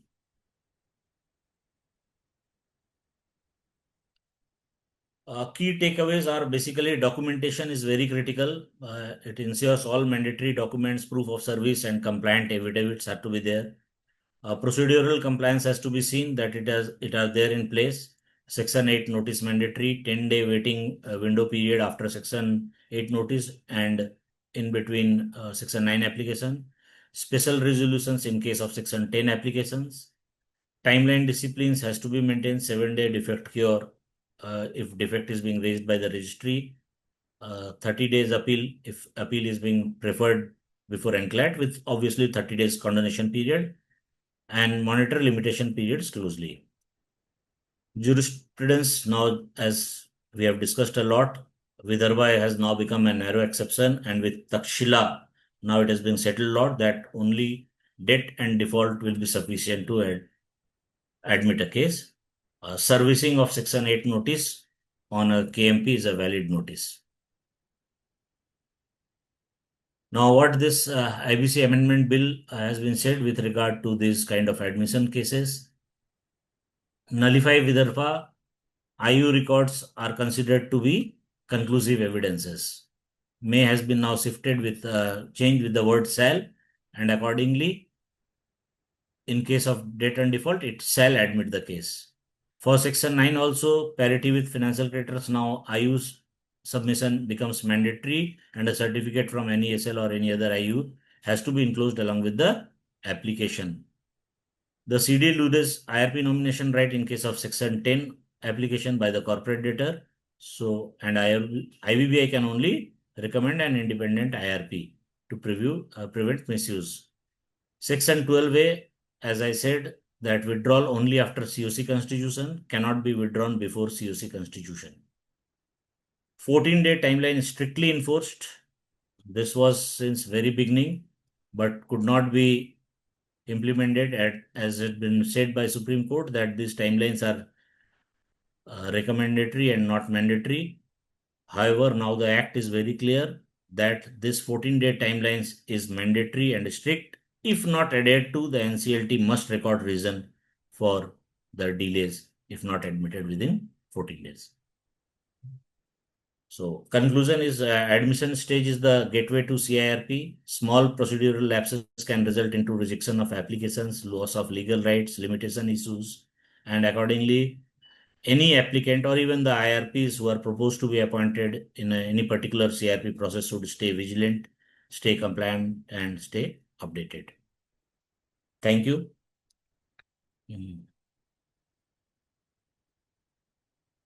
Just a second, as I'll also be sharing that. Hello. What is the question? Yes, ma'am. Whether original certified copy of the order is required for filing of appeal at Honorable NCLAT.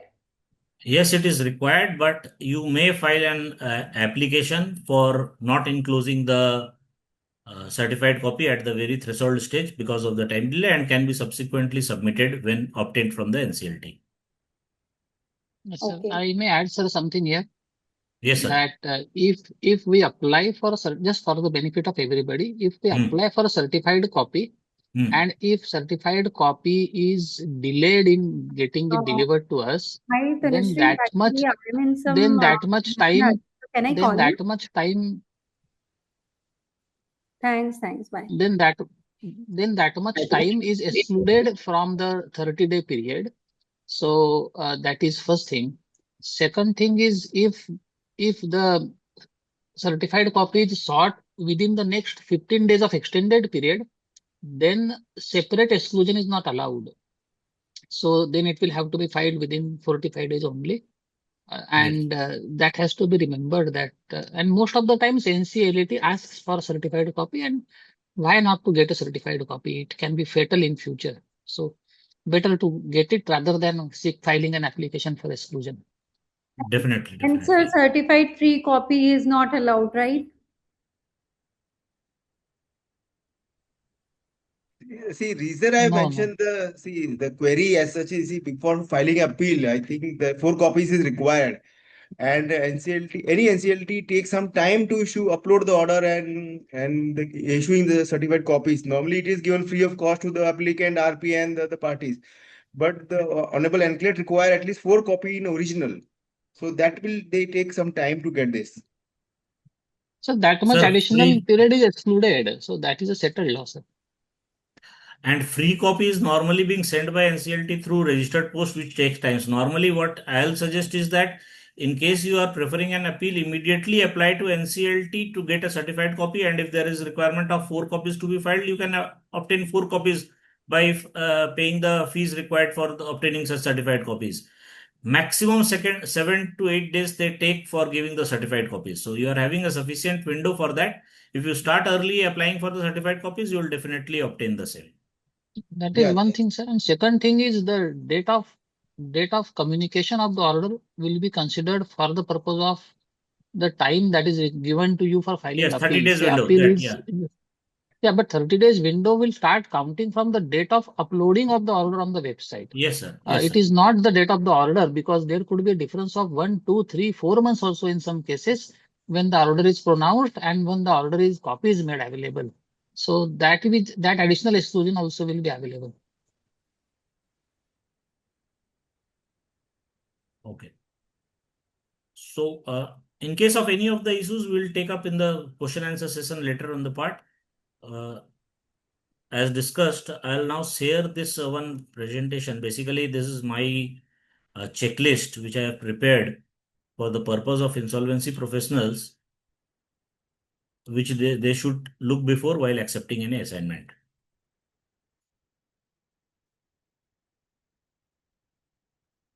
This checklist provides a comprehensive framework for IPs to assess eligibility and conflict of interest issues, workload and capacity constraints, corporate debtor profile and complexity, financial and legal risk, fee structure and engagement terms.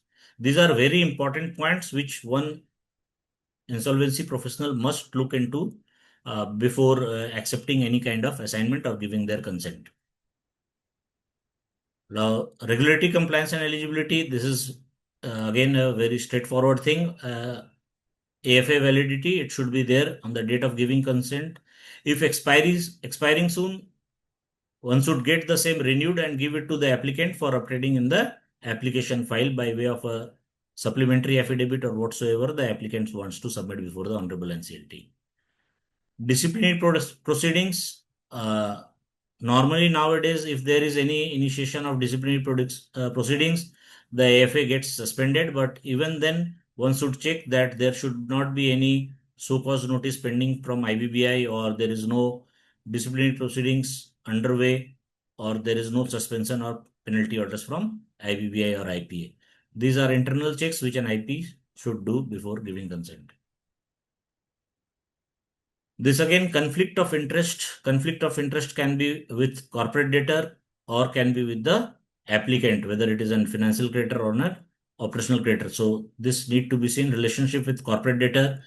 An IP is ineligible if it in the preceding 3 years it has a business relationship with the corporate debtor, more than 10% of billing, gross billing, employed by the corporate debtor, acted as auditor, company secretary, cost accountant of the corporate debtor, was partner director in a firm of auditors or like that, provided consultancy or professional service to the CD, wherein the billing amount is more than 10%. Financial interest, whether IP is a creditor of the CD or it holds any shares or debentures in the CD, if it has got any financial transaction with the CD and any guarantee given to or by the CV involving the IP. These are the transactions or relationship with the corporate debtor which need to be checked beforehand. Related party relationships, obviously, it has to be taken care of.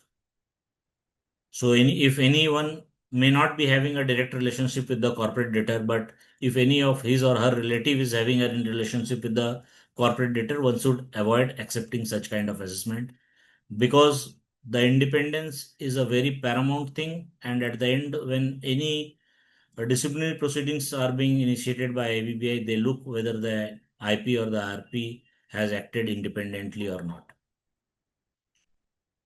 Relationship with applicant creditors, financial creditor, operational creditor, if they are applicant, there should not be any relationship with them directly or indirectly by the IRP or the RP proposed. It should not be in the direct partner employee of the applicant.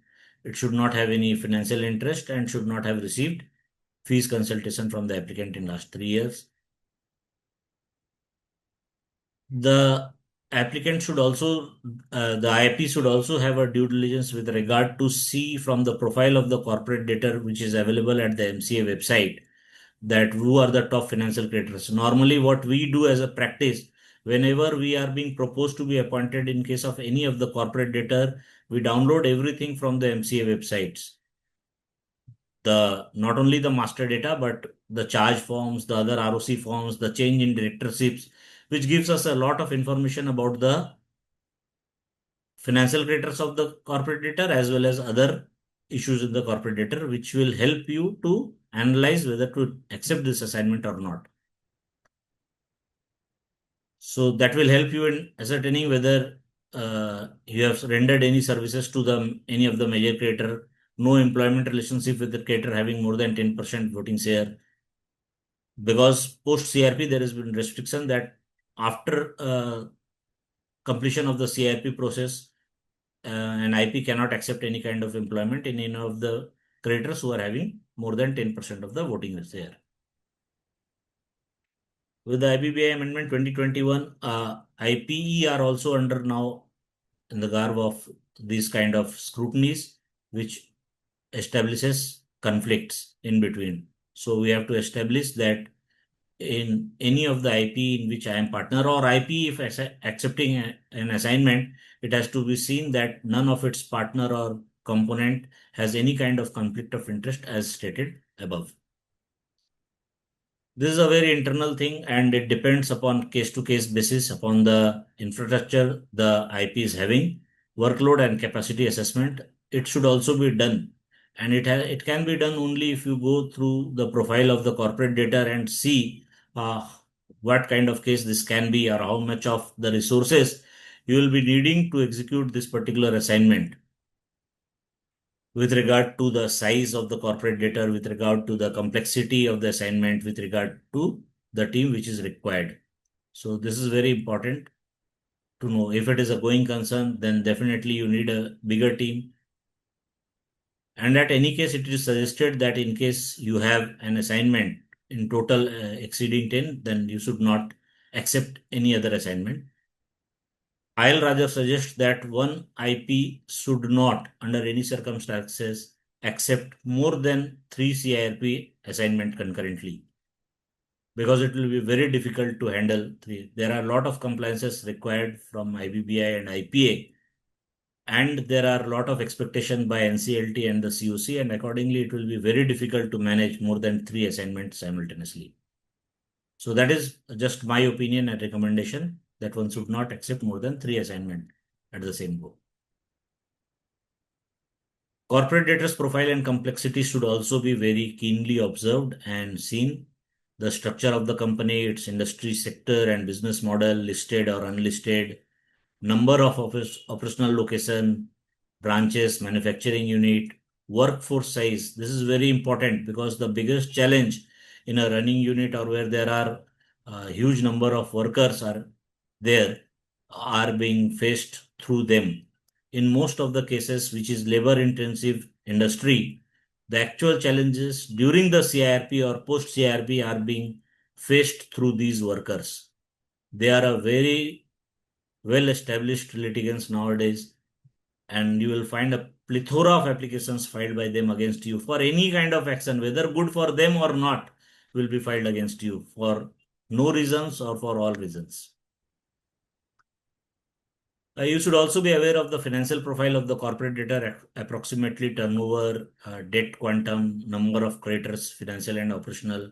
Obviously, operational creditors numbers will be very difficult to find out, but financial creditor mostly you can find out from the balance sheet or from the charge document filed by the company. Secured versus unsecured debt ratio. This is very important. There has been certain cases where the security interests are mostly held with the secured creditors, but the voting shares are with unsecured creditors. So at the time of having assignment, you have to understand this ratio as well, that who will be in the uh, controlling seat of the entire CRP process, who will be the major creditor or having voter share in this entire process. Default amount and duration of default is also important. Operational status is very important. Is the corporate debtor operational or non-operational?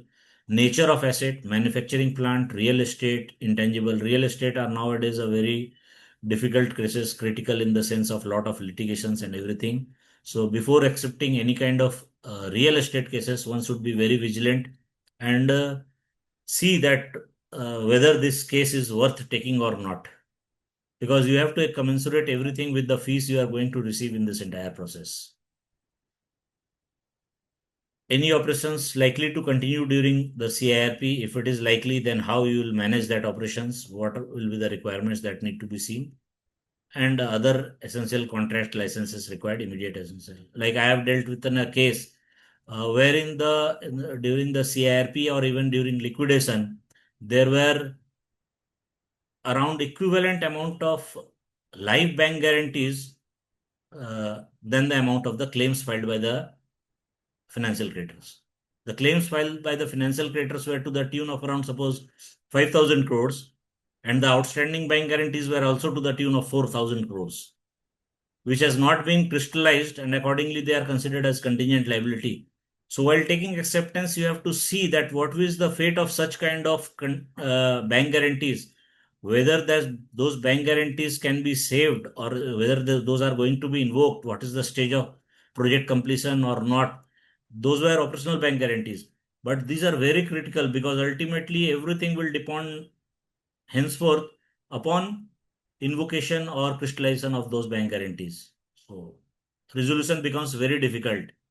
Even when the resolution could not happen, it went into liquidation. The first stage of liquidation also, it got very difficult, that how to get release of those bank guarantees, and those should not come into. What I did in my case is that I have sold the company as a going concern with live bank guarantees as it is, as if it has been taken by the successful auction purchaser, safeguarding the interest of the financial creditors. So these kind of things need to be looked into so that the interest of all the stakeholders are being safeguarded. But these things need to be understood and adjudicated even prior to taking up such assignments. Special categories requiring enhanced due diligence are real estate. Obviously, these are very critical. As I've said, we have to completely aware of the total functioning of such real estate companies where you are going to be appointed as an IRP, because there will be a lot of litigations with regard to various claims by the home buyers as well as the financial creditors. And if there are multiple projects, then the problems multiplies. Financial services companies, normally banks and NBFCs approval, whether they are being there or not, in place or not. In case of service provider companies in financial sectors, whether reporting obligations have been met or not, this kind of thing. But normally these type of cases come very few, and if there are, proper due diligence also need to be made in those cases as well. Infrastructure and power sector are big. Just I said that I was being appointed as a liquidator in case of an infrastructure company, where it took me around 15 days to do the due diligence only before accepting the assignment. And because of only that due diligence which I have done, I was able to successfully complete that liquidation within a short span of around 9 months, wherein the CIRP took around 5 years unsuccessfully. So that is very important, that how you do your due diligence. Personal guarantors cases, very simple thing. Normally, I do not prefer to take assignment from the financial creators for PGIP cases, but obviously there are cases which are being imposed on us through NCLT.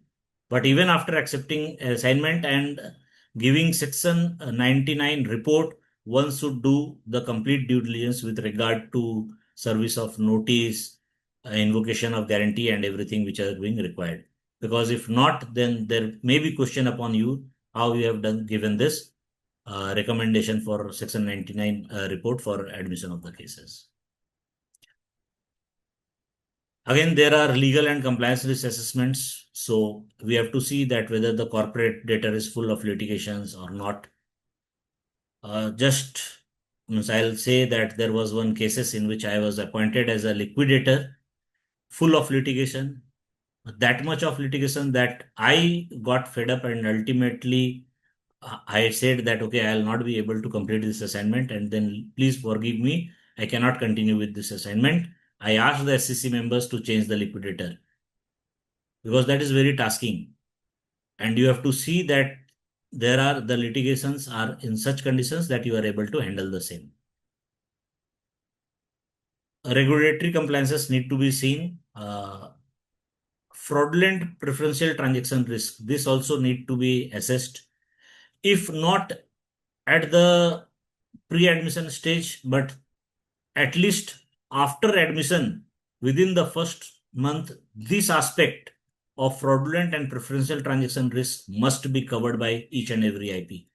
This is very important. Nowadays, NCLT, NCLAT, or even the IBBI are taking very stringent view that whether the IRP or RP has taken proper due diligence while ascertaining that there has been any preferential or fraudulent transaction. It has also to be seen that whether the corporate debtor was under any kind of previous litigations, mean any CIRP was initiated or any 12-way withdrawal has been done in past. That can be checked from the NCLT portal with the name of the corporate debtor being given. So these things should, because if there has been multiple 12-way attempts, then it has to be seen that whether this case is going to be admitted or not, or what will be the fate if at all admitted. Engagement terms and fee structure. This also need to be very categorically adhered to. Normally, in case of Section 9 applicants, they do not prefer to give any kind of engagement letter. In case of Section 7 applicants, they now obviously give engagement letters. But nowadays, because of this minimum fee criteria, even everyone is believed that they can only engage an IP at the minimum fees criteria. But depending upon case, you can ask for a higher fee for the IRP period, and accordingly can have an engagement letter from the creditor. One thing must be ensured that in the engagement letter, the fee proposed should be only for the IRP period, which till the date of the appointment of RP, that is means first month, or if RP not appointed till next 40 days or another 2 months, till the date of appointment of RP only the fees should be finalized in the engagement letter. And if in any engagement letter the fee of RP is being mentioned, that engagement letter become futile. So only because the fee of RP is complete prerogative of COC, and the applicant cannot decide on fee of RP. So engagement letter should only constitute the fee of the IRP. One should need to be very careful in this regard. Charge should be transparent depending upon the nature of work and the scope of work which one is going. Disclosures which are required to be made to the IPS need to be made timely and in a very transparent manner. One should not accept any kind of advance fee from any of the applicant for any of the CIP assignment. Only there can be an engagement letter where the proposed fee is there, but one cannot accept any fee in advance before the commencement of the CIRP. There are IBBI reporting obligations. This IP1 form need to be filed at the time of giving of the consent within 3 days from signing of Form 2. As we all know, there has been CIRP frameworks, means forms have been changed. Now it is CP 1, 2, 3, 4, 5. Earlier it were CIRP 1 to 8. So as and when there is a requirement, these forms need to be filed. Basically, these forms are event based and only after admission of the CRP. Other compliances also are required to be done, which is Form A, Form G, Form H, CRP 8, but these are all after the admission stage only. Code of conduct compliances is mandatory and sacrosanct, means, as I have said, that complete independence in professional relationships should be there. And if there is any conflict, it should be properly disclosed.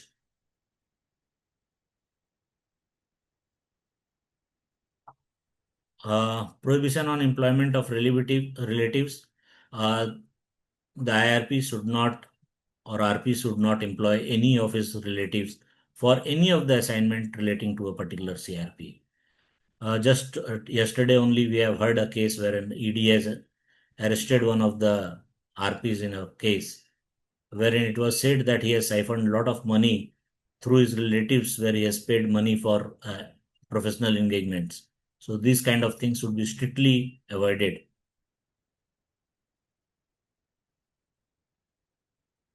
Then there are certain post-assignment restrictions. One should not accept employment with the creators having more than 10% of voting share and this. Gifts and hospitalities, strictly no under any circumstances.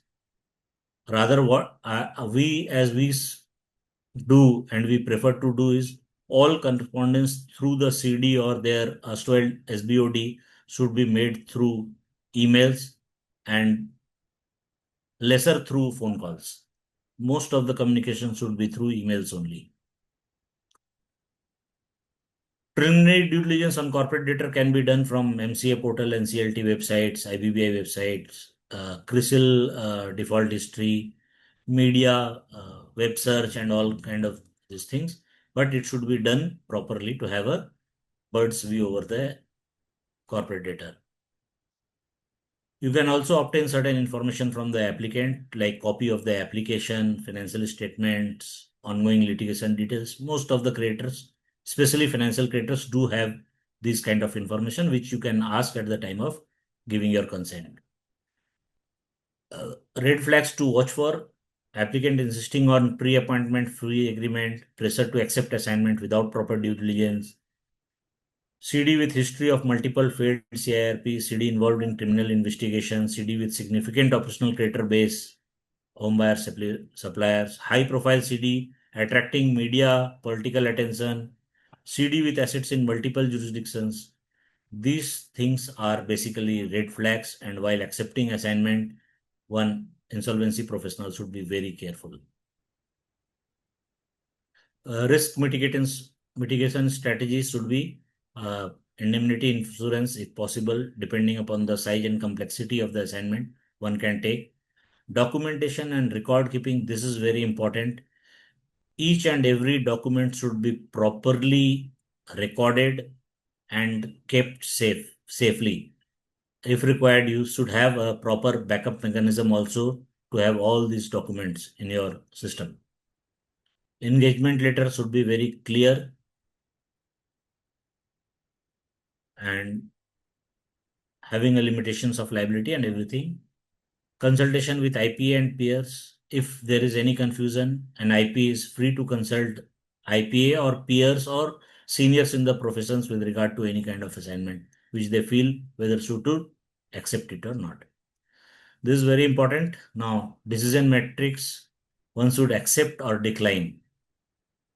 Just depending upon the red flags, we should decide whether one has to accept or decline assignment. Mandatory decline scenarios: any conflict of interest that cannot be waived, disciplinary proceedings pending against IP, maximum assignment limit already reached, past professional relationship with CD within 3 years. If these are the things, these are mandatory situations when one should decline the assignment. High risk scenario requiring careful evaluation, CD in highly regulated sector requiring special knowledge, multiple real estate project with thousands of home buyers, CD involved in extensive litigation, criminal proceedings, non-cooperation management or hostile stakeholders, high media public scrutiny expected. In such cases, one should accept the assignment after very careful evaluation and with accepted and enhance safeguards.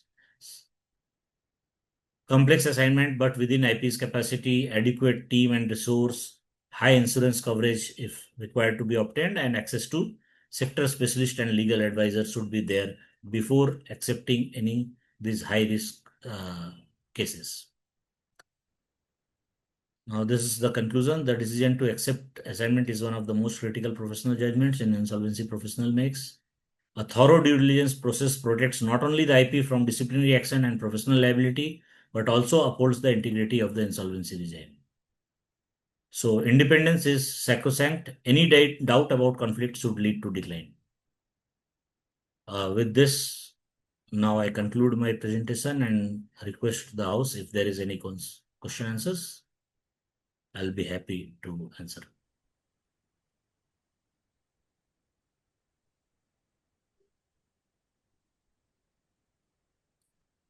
Singhania ji, the presentation is very good, excellent, and very exhausting. And please share these two PPTs for the benefit of all the members.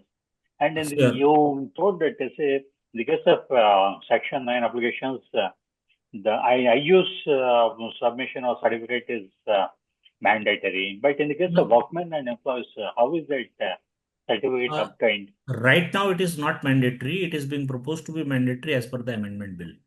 Okay, even in the case, say, after the amendment, how is it possible in the case of workmen and employees? No, so there must be a list of the workmen of employees and their dues are there.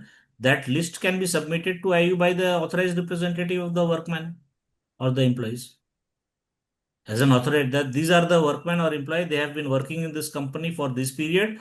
Their salary or the wages are being due for such period, along with the gratuity amount or the PF amount or any other retirement benefits whatsoever. With the compilation, the authorized signatory can submit that to the IU. There is no problem. Just like you file a claim, just like filing of claim by a representative, that can be filed to IU also.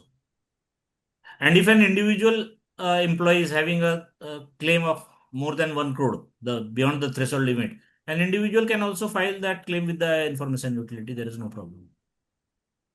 And in the case of operation creditors, how many of the operation creditors are aware of this rule?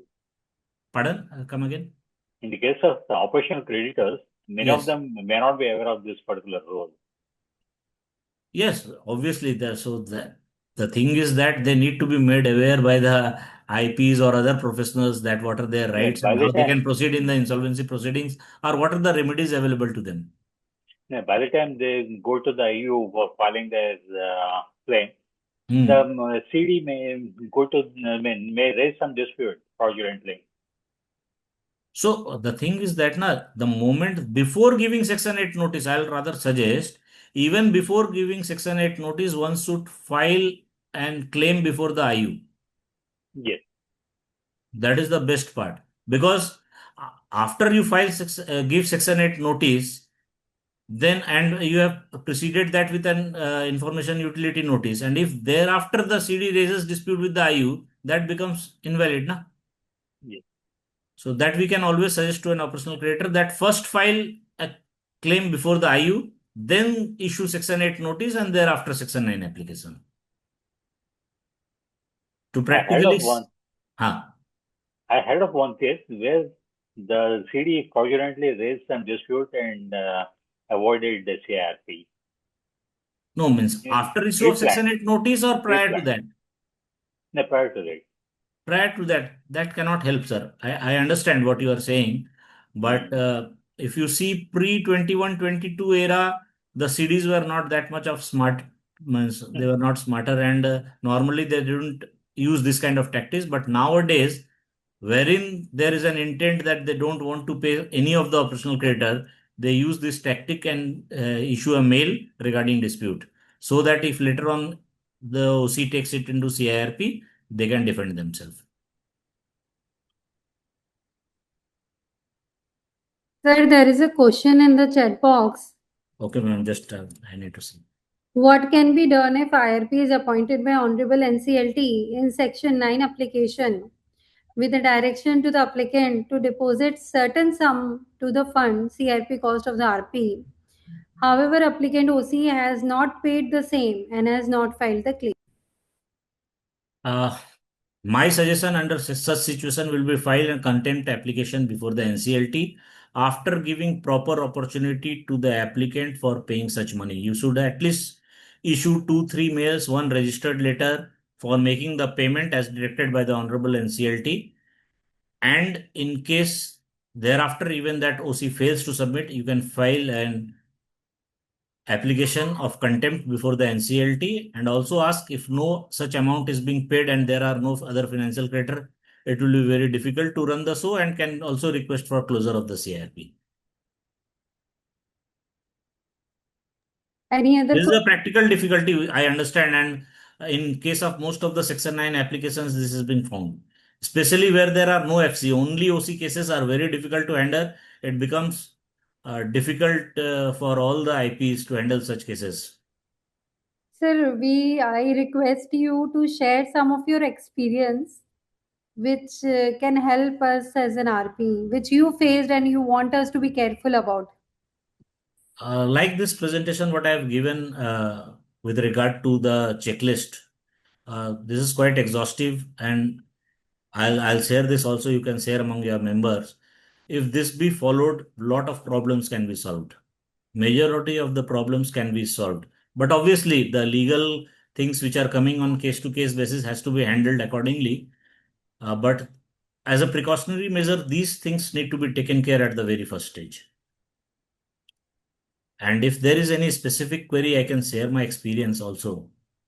Means I have handled various kind of assignments which have resulted into successful resolution plans or even going concern sale in liquidations, withdrawal of 12A, everything I have seen in this entire career of 8 years. Sir, one thing is there, right? Like if some CRP is to be withdrawn, Yes, every RP must be facing the same issue. yes, There is no stay, nothing. We file an application, but if it doesn't get listed, we have to proceed as per law. yes. But So, normally the applications get listed. Maybe in the very first hearing you may not get a decision, but withdrawal application with the rather as an IP, I'll suggest whenever you are filing a 12N application, there should be a, written agreement which should be annexed to the application. With the written agreement and the liability being crystallized on the part of the corporate debtor in favor of the applicant, there is no chance that the NCLT or the bench will reject that application, and maybe that in the very first instance they will allow. Rather, NCLT benches wants that if there is any uh, settlement and a case can be done away with, it is good for them only. That will reduce their workload. but sometimes, sir, they come for withdrawal at a very late stage. So we as an RP have to suffer. Sometimes we have published Form G, resolution plans must be awaited, and so these are the practical and fund is with Ev- us. Everything is done, but I will suggest that at any stage, if there is a 12A application, once Section 30 application, one must ensure that his fees are secured. Okay, you have to secure your fees first before filing an application. That is a must. Sir, one more question I would like to ask you. Ah, Form FA is to be filled by the financial creditor, and as yes, expected cost is to be estimated by us. We yes. don't know the time of withdrawal. See, normally after the agreement and everything happens, only we ask for the form and file the application. So form A is the last stage at the time of the settlement. Form A is normally the last stage, and in my cases, what I do is I fill the Form A and give to the financial creditor for signing the same. And all the estimates are being made by me only, depending upon how long it may take at most for the case to be withdrawn before NCLT. In Kolkata NCLT, what I have seen is normally it gets in the very first listing, which is within 2 to 3 days, and if not, a maximum within 15 days. You can mention also about this kind of application if being delayed or a long date is given and get for a earlier hearing and then can be disposed of. Sir, in what form we take the cost? Because bank guarantee in favor of company, and the company will go to the promoter. Hmm. No, you can take a bank guarantee in your name even. There is no problem. Not even bank guarantee means even you can ask that amount should be deposited in the CRP account. Because for CRP account, you have to give everything. You have to give the details of the CRP account in its utilization to the IBBI as well. So if you take any estimated cost on the CRP account, it's good. If anything is utilized, it's okay. If anything remains, you can refund it to the applicant or the corporate debtor. But technically speaking, sir, CRP account belongs to the matlab is in the name of the corporate debtor. And Okay. using that CRP But what you are asking is CRP account is normally is for meeting out the CRP costs also. So what we do is we take all the cost in the CRP account only, and whatever you are asking, even the estimated cost are the CRP cost. So those costs can be very easily taken into CRP account. There is no problem at all. Yes, yes, sir. Then we can distribute it to the concerned people. And it is operated by the RP. As it is also operated by the RP. So you will be in full control of that account. Any other? I want to add my views regarding the acceptance section and proposals. See, in case there are any banks or any other financial institution, then only better to accept section and assignment. Otherwise, better to reject. As it is raised by some of the participants that the fees is not paid or claim is not raised in Operation Creditors case. It is very, very common, such defaults or non-filing of obligation claims. So that is better we accept only those cases where there are financial creditors, particularly banks or ARCs. Yes, obviously. Means basically nowadays even most of the Section 9 application doesn't propose the name of the IRP. But in case you are accepting any of the Section 9 applications and give your consent, you should be ensured that how your fees are going to be paid. But that is not the case which is being discussed or is there. The case is Section 9 applications in which you are being appointed by NCLT, wherein you have not given your prior consent and you are not aware of the details of the CD or even the operational creditors. In that case, it becomes very difficult We don't have practically. any choice.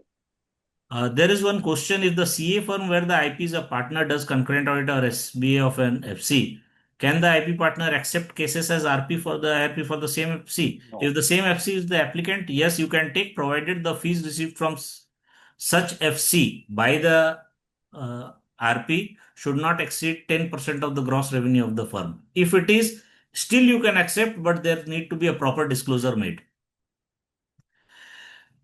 Non-acceptance should be only if there is a relationship with the CD. If there is a relationship with the financial creditors, still you can take after full precaution, but that need to be properly disclosed.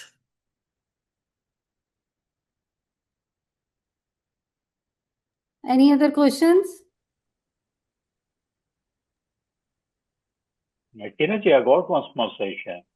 See, we have got so many experienced professionals like Mr. Raj Singhani or Udaraj, etc.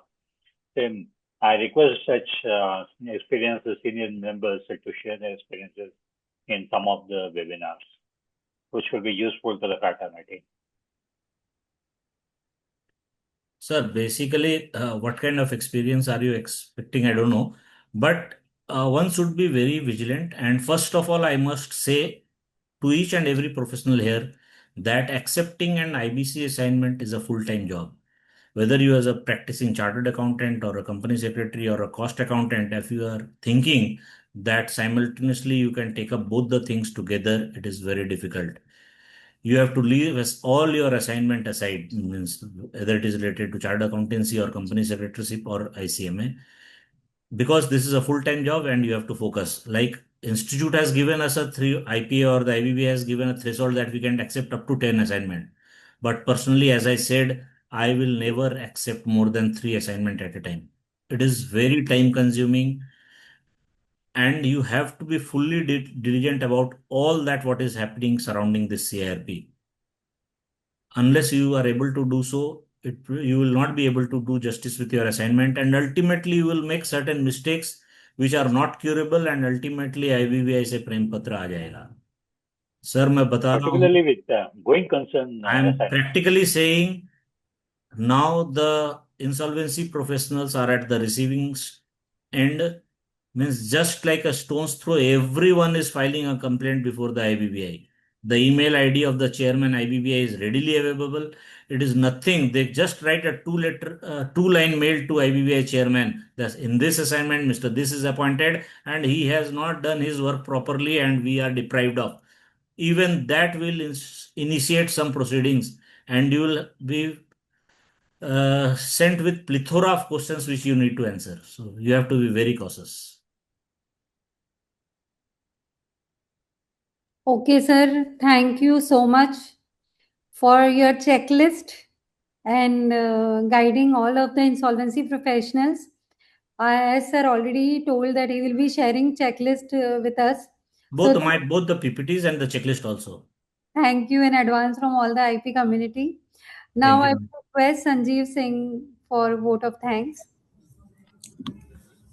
Thank you, Tina Madam. Good evening, everyone.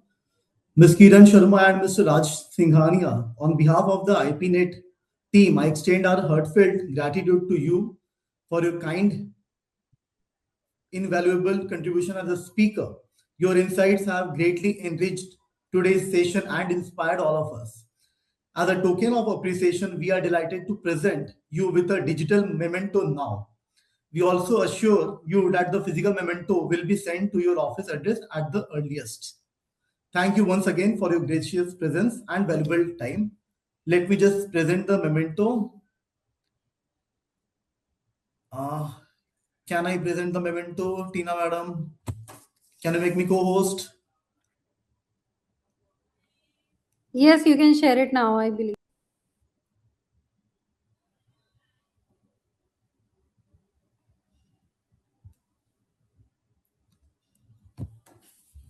Kiran Madam, if you're there. Okay, this is for Kiran Madam.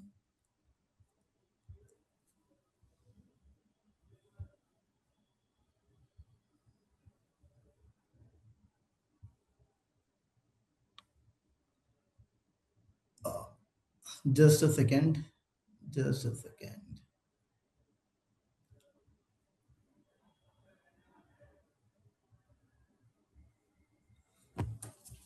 This is for Mr. Raj Singhania. Thank you so much. Thank you, sir. Thank you very much.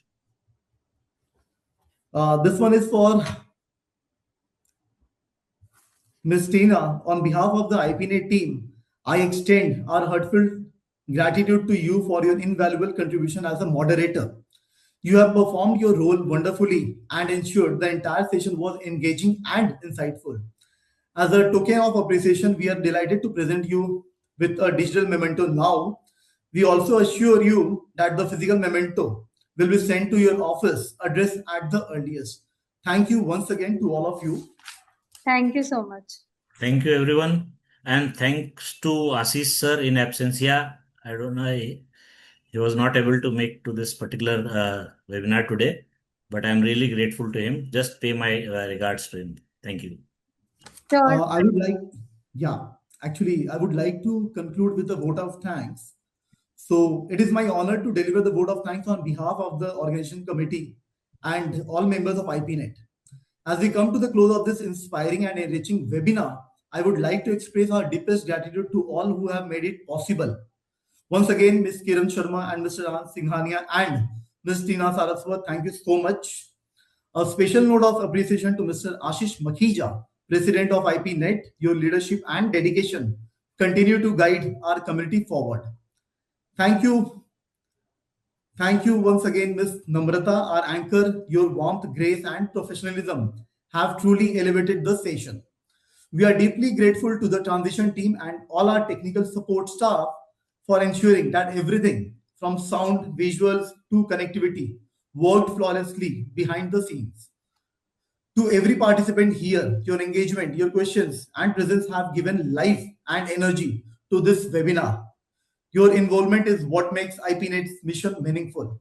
Today's event has reinforced that when knowledge, wellness, and professionalism commitment come together, stronger minds lead to better resolution. Thank you to each one of you for attending today's webinar, and we look forward to meet you again in the upcoming webinar. Thank you so much.